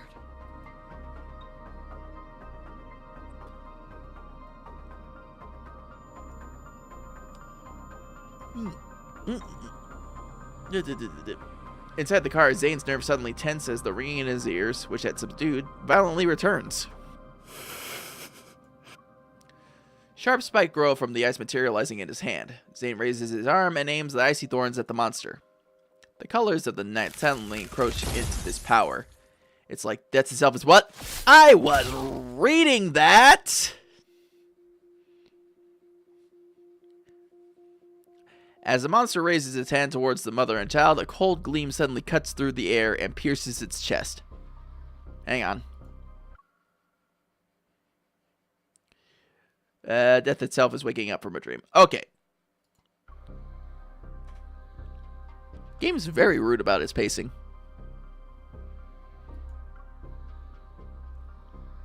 Fragmented ice blooms from the monster's chest, almost covers its entire body. The woman looks up in shock to see a figure step out from the car. Moonlight illuminates his cold, almost mechanical gaze. As the monster lunges forward, a thin blade of ice instantly materializes in his palm. Sleek like the wind and emanating deadly frost, it flies towards the monster's body in the blink of an eye. Mommy. It's okay. Someone's here to help us. Just hold on a little longer. Stay awake. Promise me. Amidst the shattering of ice crystals, everything seems to freeze in time. The monster falls to the ground, and snow flies everywhere. Obscuring all visibility, a white mist appears. A violent gust of wind howls and sends ice crystals towards the motionless woman. Still dazed from the recent brush with death, she stares ahead. From the blizzard, footsteps approaches. Each step echoes, and it's like the ticking of a countdown. Please, save my son. He hasn't turned into a monster yet. He won't become one of them.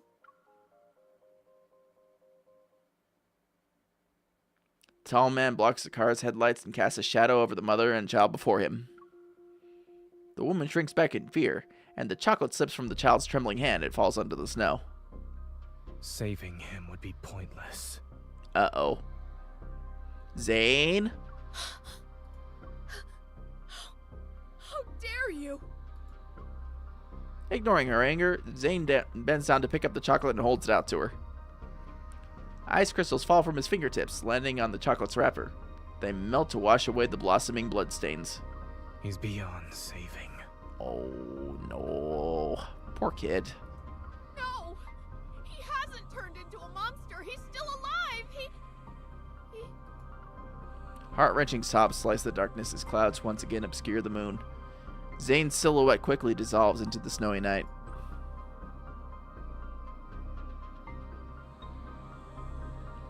Man, that's like the second... Nah, we're not commenting on that. Still, rough situation, Zane.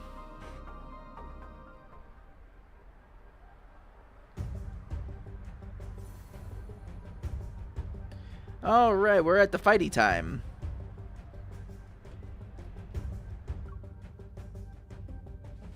Time to fight!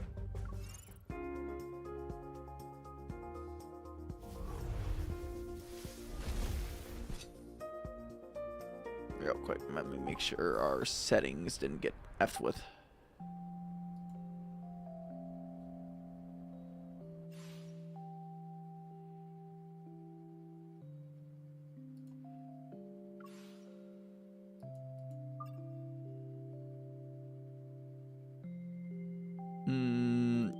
Yeah, we're on Schmoove, low power, confirm.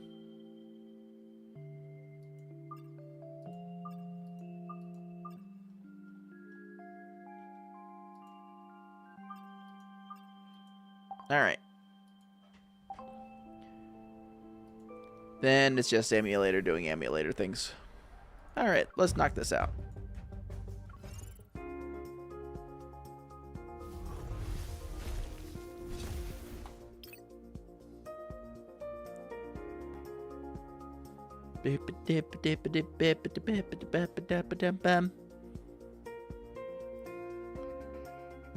Chat, we are just about halfway through with Death and Rebirth.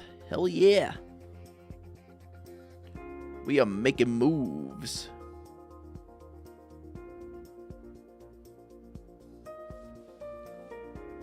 We are schmoving.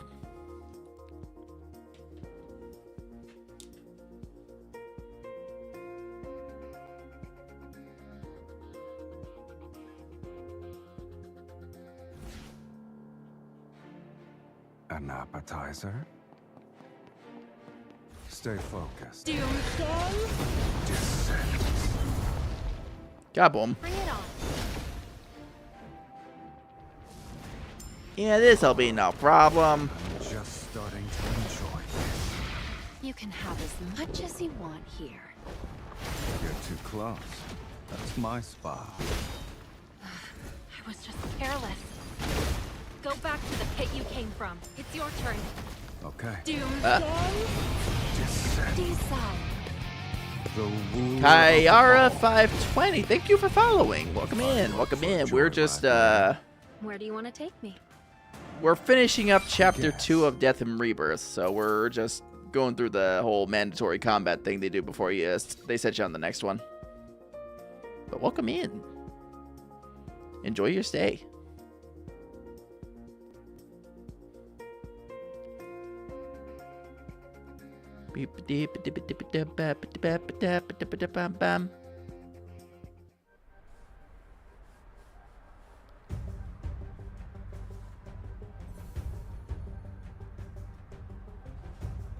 Oh, what? It's time for number 11. Pursue. It's a drill mole.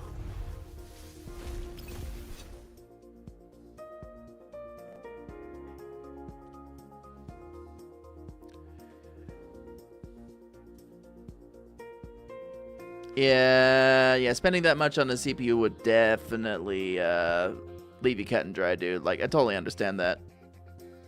100%.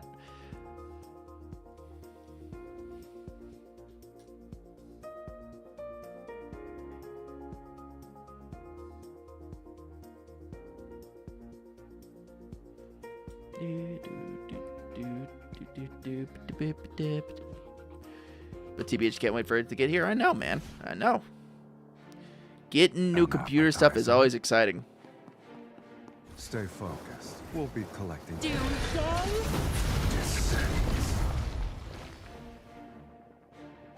And now we wait. Ah, there he is. Changing how it attacks. This power tastes not bad. It can't escape. We did it. Desire. We destroyed Mr. Drilly Man. Of all. I'll show you. It's your turn. Okay, if you say so. It's time to eat. You're too close. That's my spot. Let's settle this in one fell swoop. Doomsday? Descends. Desire. Silas. It can't escape. Are you up for a joyride later? Destroy the rock turret. Guess.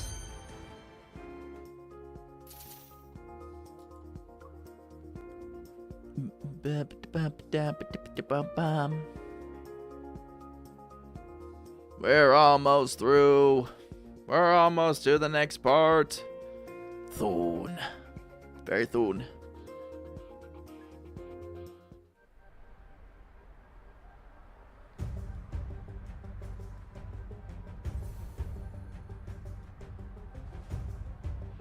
Last one. Last call. Imminent turmoil. Ooh. We do love us some turmoil around here.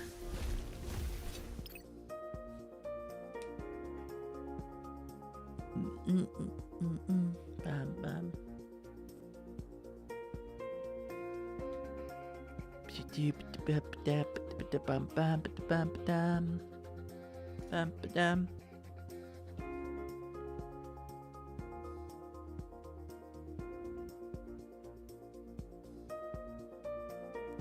Let's see here. Did the Mel people say anything yet?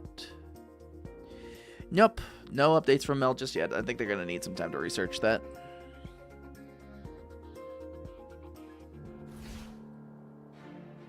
An appetizer? Oh, he's a big guy. He's a big fella. He's a large lad. Out here stomping up. It's a minor injury. Come here. I'll make it pay. Oh, he's got a time too. Okay. You were sloppy. My eyes were locked on you. Stay on your toes. It's changing how it attacks. I'm getting the hang of this. Doomsday? Desire. The ruler of all. Game's just like rapidly tapping, like, hey, let me do my special skill. You put up a good fight. Good job. Yeah.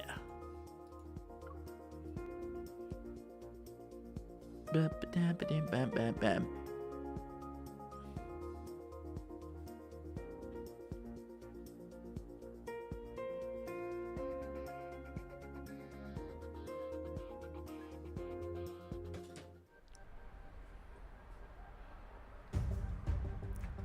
Alright, come on, game. Next chapter. Chapter 3, Cosmic Spec. Give it up for Cosmic Spec. And now we are at the Dawnbreaker. Which puts us... No, I did not want Under Deep Space. I wanted Death and Rebirth. Yeah, so we are right here, chat. Which means we only got this section, one more section here. And then we got all this with 2R yesterday, which is the current content. So we're very close to being caught up.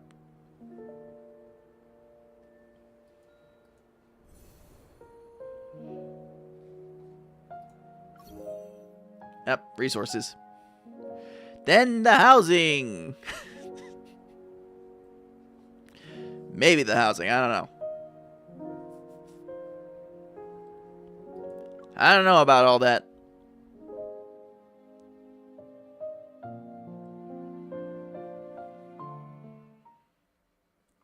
Yeah, I think we'll get rolling on this one, and then around 9-ish we'll call it a night.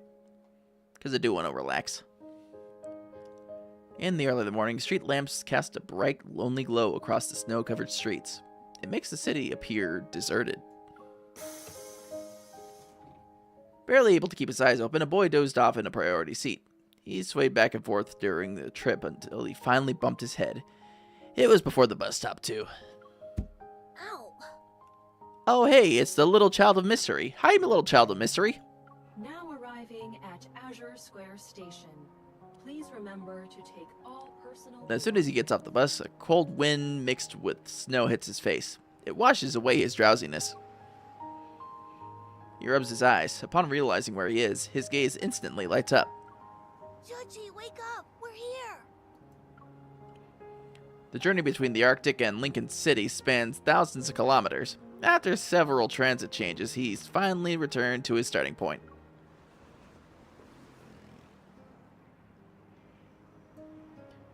Hello, Ella's VCX from YouTube. How you doing? After hurrying to a secluded bench and making sure no one's around, the boy carefully sets down his backpack and gives it an admonishing pet. Pet, pet, pet. We're back. And you're not allowed to run off this time. Why does that boy voice sound so familiar? Call you Tara? Like Tara from Love and Deep Space? Okay then. Until we find Tara. the emissary, we need to stick to our usual plan. Pretend to be a regular dog whenever there are people around. You know, the fluffy kind that humans love to pet. Got it? We'll practice paw shaking later. I mean, at least the kid's got a plan. The boy waits for a long while, but there's no response from the backpack. Should he? With a growing sense of dread, he unzips the backpack only to find a hole and a few tangled tufts of white fur. I love your model. Oh my god. Well, thank you very much. It's a customizable model.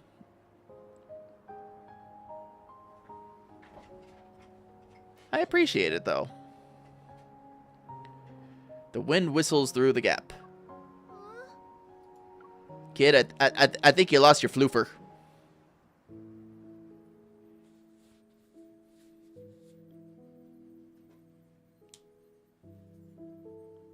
Studying the documents Zane gave me, I searched through every library and archive in Lincoln City.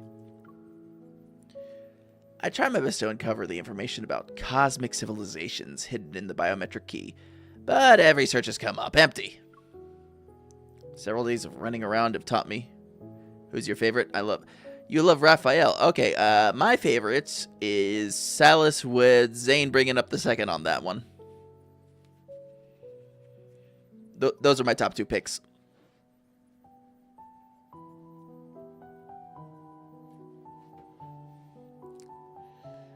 Unlocking the key's secret won't be something I can accomplish overnight.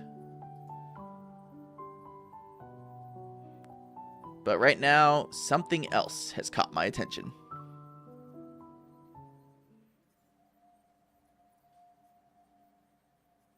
These are special pathological cases where the subjects retain a human's physical features, but their consciousness has been eroded. Only primitive aggression and instincts remain. Oh, also tell me why I can't imagine you with Silas so small. Also, there's Jenna. For now, we're designating them as Alterum. Alterum. Okay. These Alterum share one common characteristic, too. They were diagnosed with protocore syndrome.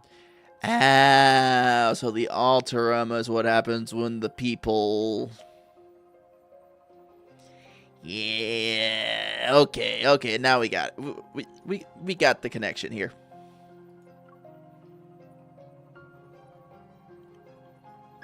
Protocore syndrome. 2 days ago, I received an unexpected message from Zane at midnight. It was long after we parted ways. I have to go on a business trip. It's not dangerous, but we might not be able to contact each other for a while. Don't worry. P.S. I'm not going to Mount Eternal. That's exactly like something someone would say if they were going to Mount Eternal.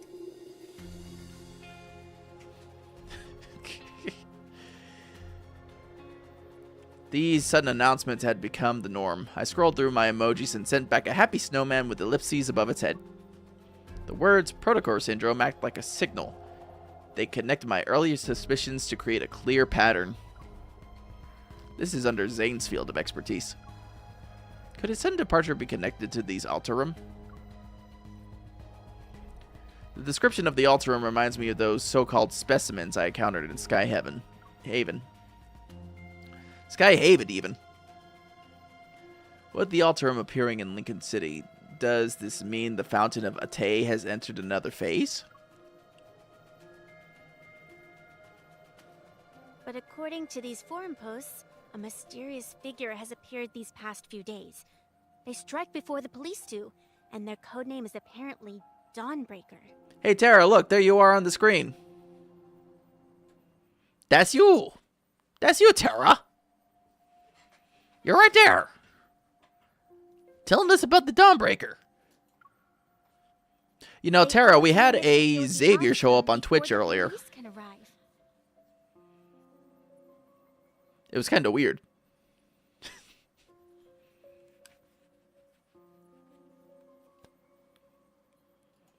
Wait, what? Another urban legend? Yeah, I mean, we're just chock full of urban legends at this point. Yes, really. Focus. Jenna interrupts the off-topic discussion. The virtual display switches to show some photos from a crime scene. Must be your lucky day. Well, I don't know if they're still hanging around the Twitch right now, but they did follow, so maybe we'll see them around, like, another day. But yeah, we did see a Xavier. They followed and everything, and they said hi. As for these recent Alterum attacks, the police need a hunter to investigate and detect metaflux readings. We gotta go detect. Does anyone want to volunteer? Thinking these clues might help Zane, I raised my hand without hesitation.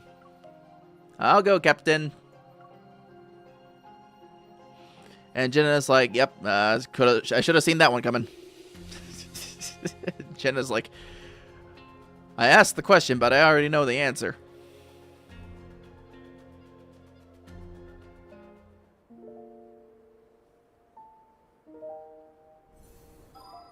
Blind spot.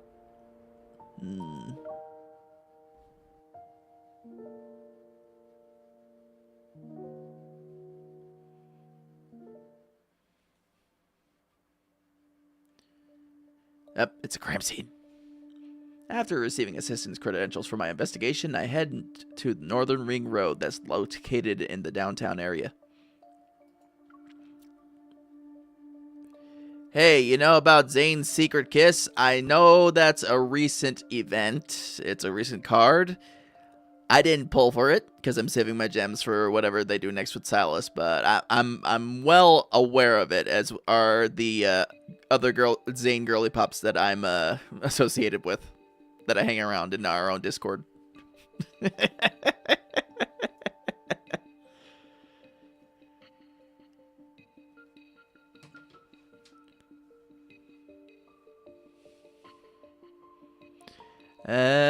A detective lifts the barricade tape and approaches me. Are you F2P. Not sure what that means, Cece. Oh, free to play.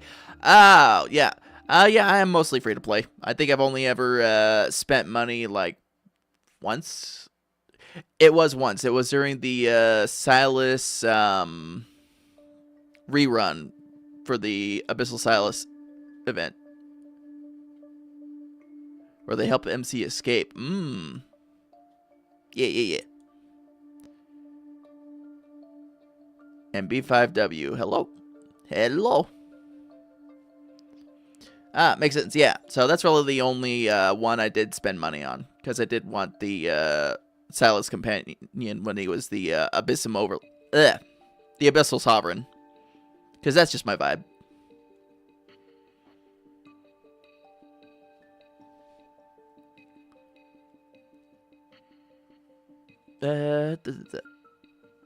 By the way, hey, you know what, Cece? That's more than fair. I've fat-fingered my fair share of messages too.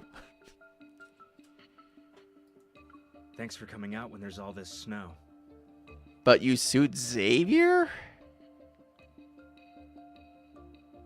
I don't know. It's just my personality and Xavier, like, I don't know. It doesn't appeal to me.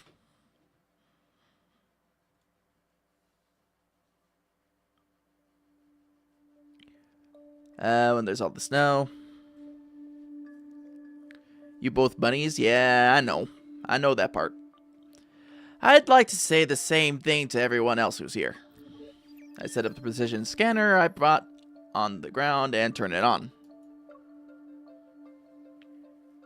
Once the scan is complete, don't scroll away.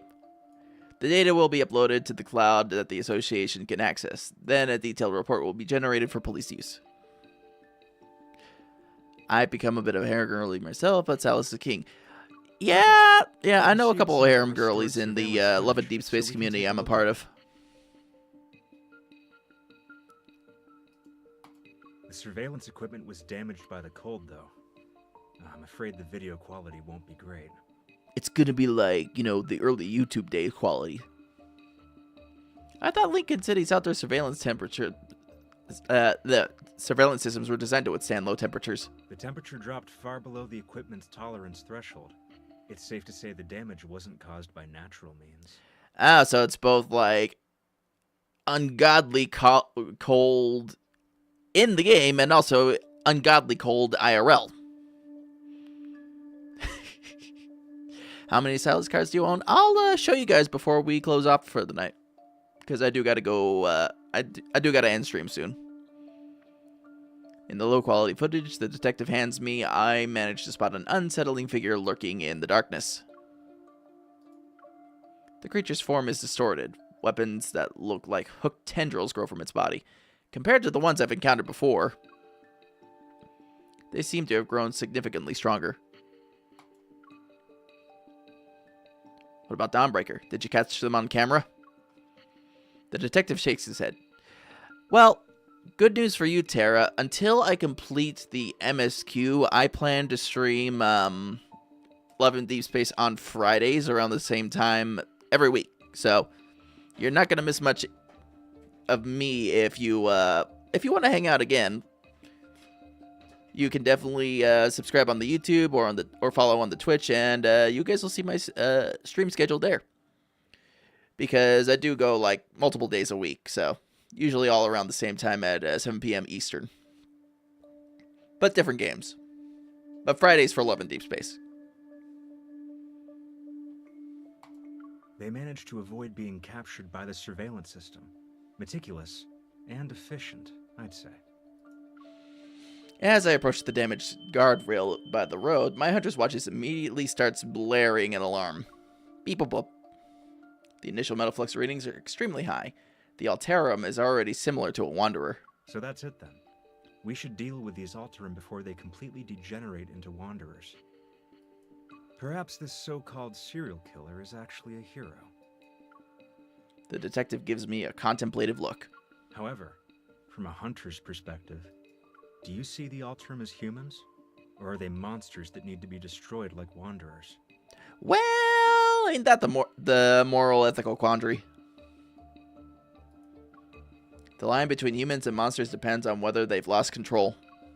Once someone loses control, they become a monster capable of hurting others. It doesn't matter how prestigious their status might be. What a thought-provoking answer. The sharp wail of an ambulance siren cuts through the wind and snow. It grows louder as it approaches. We both look up. Our gaze is following it. Wanderers? Alterum? The deep space tunnel? Sometimes I think about the kind of fantastical world I'm living in. If a disaster even worse than the Chrono Rift catastrophe arrives, how much could humanity really do? So the authorities are covering this up and classifying it as an accident. They must be trying to prevent public from becoming even more panicked. He nods before shaking his head. The Alterum will cause panic, not the murderer. Seeing my confusion, he smiles. A blood-stained murderer is more relatable than these abominations. Yay or nay?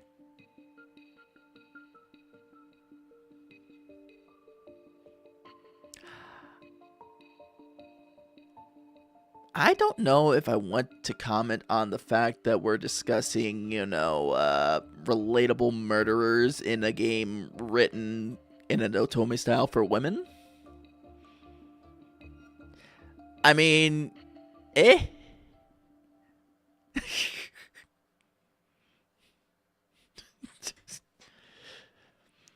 know some girly pops are into that, so, fair to them, but still, I think this is a different category here. Maybe I'm overthinking it, but something about this detective seems off. Some chicks do dig that, yeah. In any case, the association will provide the police with a formal energy analysis report. Well, it can be for boys too. You just gotta imagine the MC is a boy. Yeah. My comment was mostly framed in, what traditional otome is like. You know what I mean? But, yeah. Could be that way, too. Just use your imagination.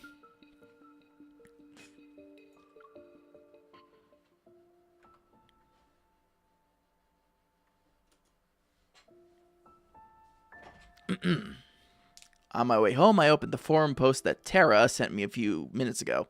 It's about Dawnbreaker. Tara, are you spreading forum posts? Let's expose the truth about the mysterious killer who only appears at snowy dawns. Dawnbreaker! Whoa!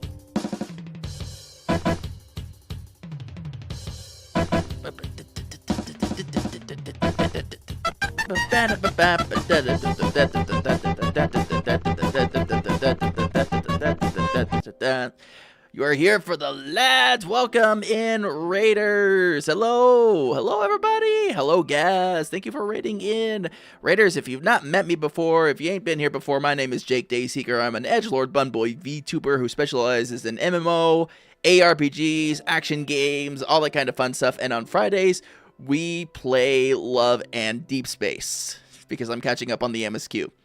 Gaz, how was your stream? Did you have a good time? Yes, I am being rated on Twitch. We do kind of have a multi-stream going on, so if you see me talking to somebody that you can't see, I'm probably talking to people on YouTube. But yeah, how's your stream, guys? I hope you had a good time. I hope you did. Yes, Twitch is saying, hi, YouTube. But yeah, so, anyways, yeah, we're just getting ready to do that. It was great. Finished the pre-patch event stuff. Oh, fantastic. Fantastic, guys. I'm glad you had a good time. For Woody Warcraft. Yes, the Woody Warcraft. I gotta get back to that. As I was saying, guys, if you need to do any post-stream self-care or anything like that, grab a snack, grab a drink, do a little stretch because, you just spent however long you just spent doing streaming. Please do remember to take care of yourself. The same goes for your raiders that just came in. Appreciate you guys hanging out with me and coming in from the raid, but obviously, take care of yourself first. That's high priority. And we also got an ad break starting soon. They're so small on the phone I can't read them. I could probably fix that at some point for the vertical. I just haven't figured that out yet. Ooh. We are getting ready to head into an ad break here real quick, so just fair warning to you guys. we do take a 3-minute ad break every hour. That's usually a good chance for people to do their stretch and snacking and whatever they may be lacking. Grr, I said hi, Twitch. Twitch said hi. But yeah, so we'll take the 3-minute ad break, and then I think after that we'll finish up this little bit of story we're on, and then I'm going to have to call it for a night.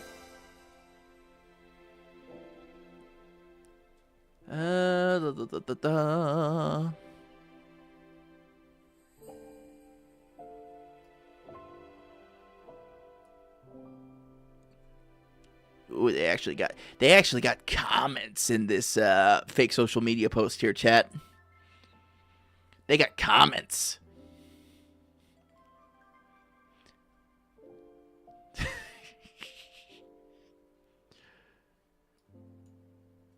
Just seeing you made my night better. Oh well, I appreciate that, Terry. I appreciate that. I appreciate your first time here in my stream, making your night better. Is he doing? You be funny with them? Ha ha ha. Good. I like being funny. If you couldn't tell already.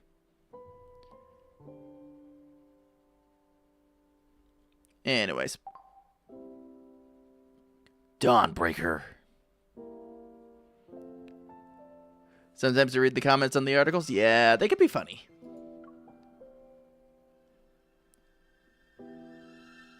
Yep. Okay, so now we are kicking into the ads on Twitch. So YouTube, unfortunately, you guys are going to be staring at a BRB screen for the next 3 minutes. But again, we will not progress with the content without everybody being here. So we will be right back once the ad break is over. You guys hang tight.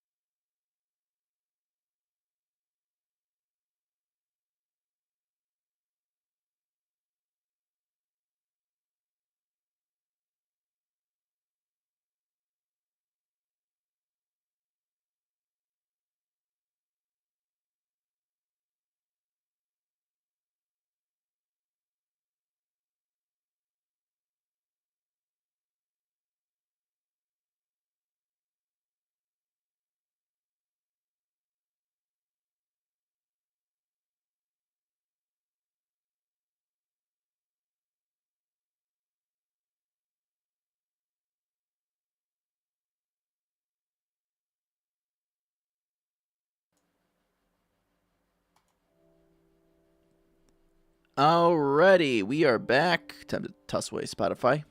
Good job, Spotify. Thank you. Alright, time to finish this up. Well, thank you everybody for sitting through the BRB and the ads. Your support is always appreciated. The Alterum and the Dawnbreaker. These names sound like links in a food chain, destined to exist in a perpetual cycle of predator and prey. Those monsters, come to think of it, I'm not so different from them. Will there come a day when others will try to erase my existence? I mean, to be fair, girly pop, that's already kind of happened. As this crosses my mind again, I find myself strangely at peace. What was that? I hear a strange noise behind me. When I turn around, I notice paw prints on the ground. What kind of animal left these? A squirrel? Maybe? Or a stray dog? Confused, I stand there, but then a white blur darts past my periphery. My scarf suddenly tightens around my neck before vanishing. Ugh!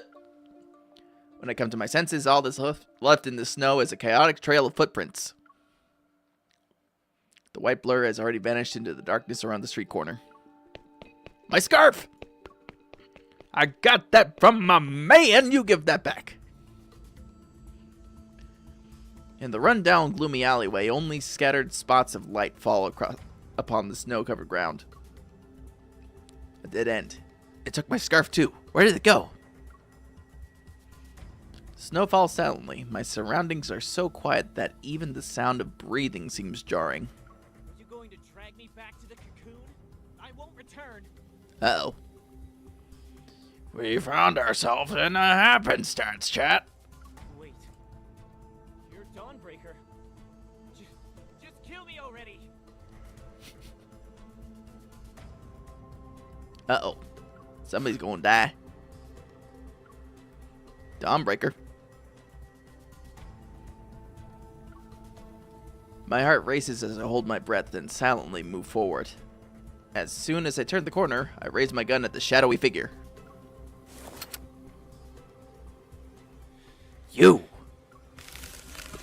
In the dim lighting, several objects coldly flash from the figure's palm. They're ice shards, and they've pinned the teenager's sleeves and pant legs to the wall.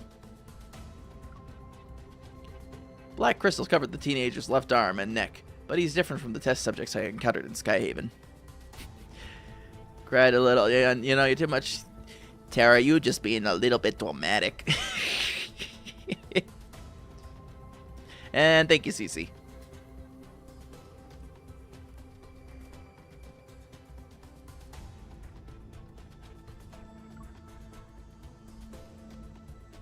The realization hits me. He's an Alterum. I said you could kill me, not torture. I suggest you stay quiet. That voice! I freeze upon hearing a familiar voice and move my finger away from the trigger. In that split second, a sharp ice shard cuts through the air. It barely misses my cheek. Someone chuck Jakey boy here. What else we need? Oh god.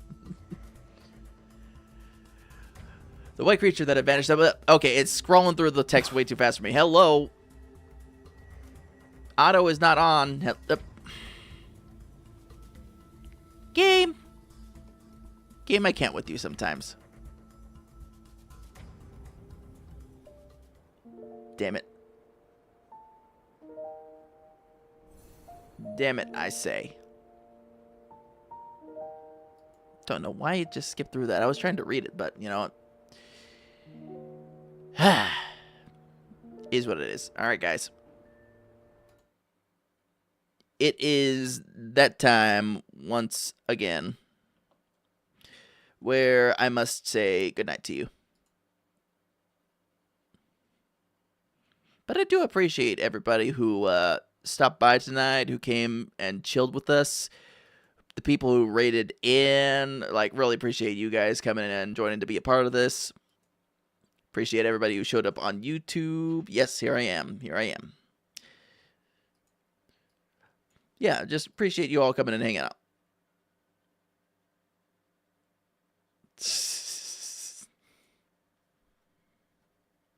Hello, second husband. I think the comments are a little bit delayed. But, yeah, so we're going to go ahead and call it a night, and we're going to raid out on Twitch to one of my friendos.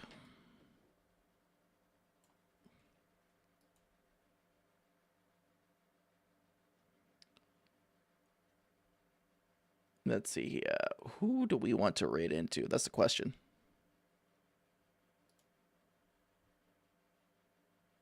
I see quite a few people I could.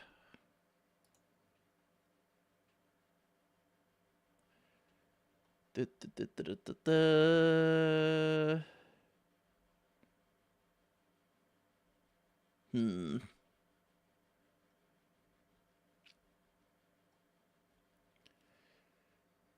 Oh no. Well, yeah. Unfortunately.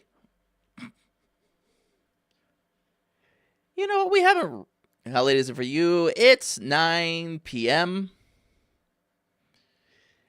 And usually, like, because of my usual work schedule, I tend to go to bed around 9 anyway, but it's a weekend, so I'm just getting off now just to relax so I can sleep like normal. But yeah, have a good night, CC. Thanks for hanging out. We're going to wade into Wapto-chan on Twitch. If you folks at Twitch have not met Wapto-chan, which I think most of you have, she is a very, very fun celestial dragon who is also kind of the patient zero for my group of friends getting into Love and Deep Space. So, randomly thought I'd check out your stream. Well, I appreciate you spending time with me tonight, CC. That's like, honestly, the biggest thing you can give to any creator, regardless of their size, is your time. So, really appreciate you just hanging out with us tonight and having fun with us. I hope to see you again. Yeah, a little delayed. Okay. Anyways. We now have the raid set up to go to Raptor-chan on Twitch. Those of you on YouTube, I will catch you later. We are streaming tomorrow night. Same bat time, same bat channel. But we're going to be playing some spooky game with Fatal Flame. So you guys have an excellent night. And I'll catch up with you tomorrow. Both on Twitch and on YouTube. Have a great one.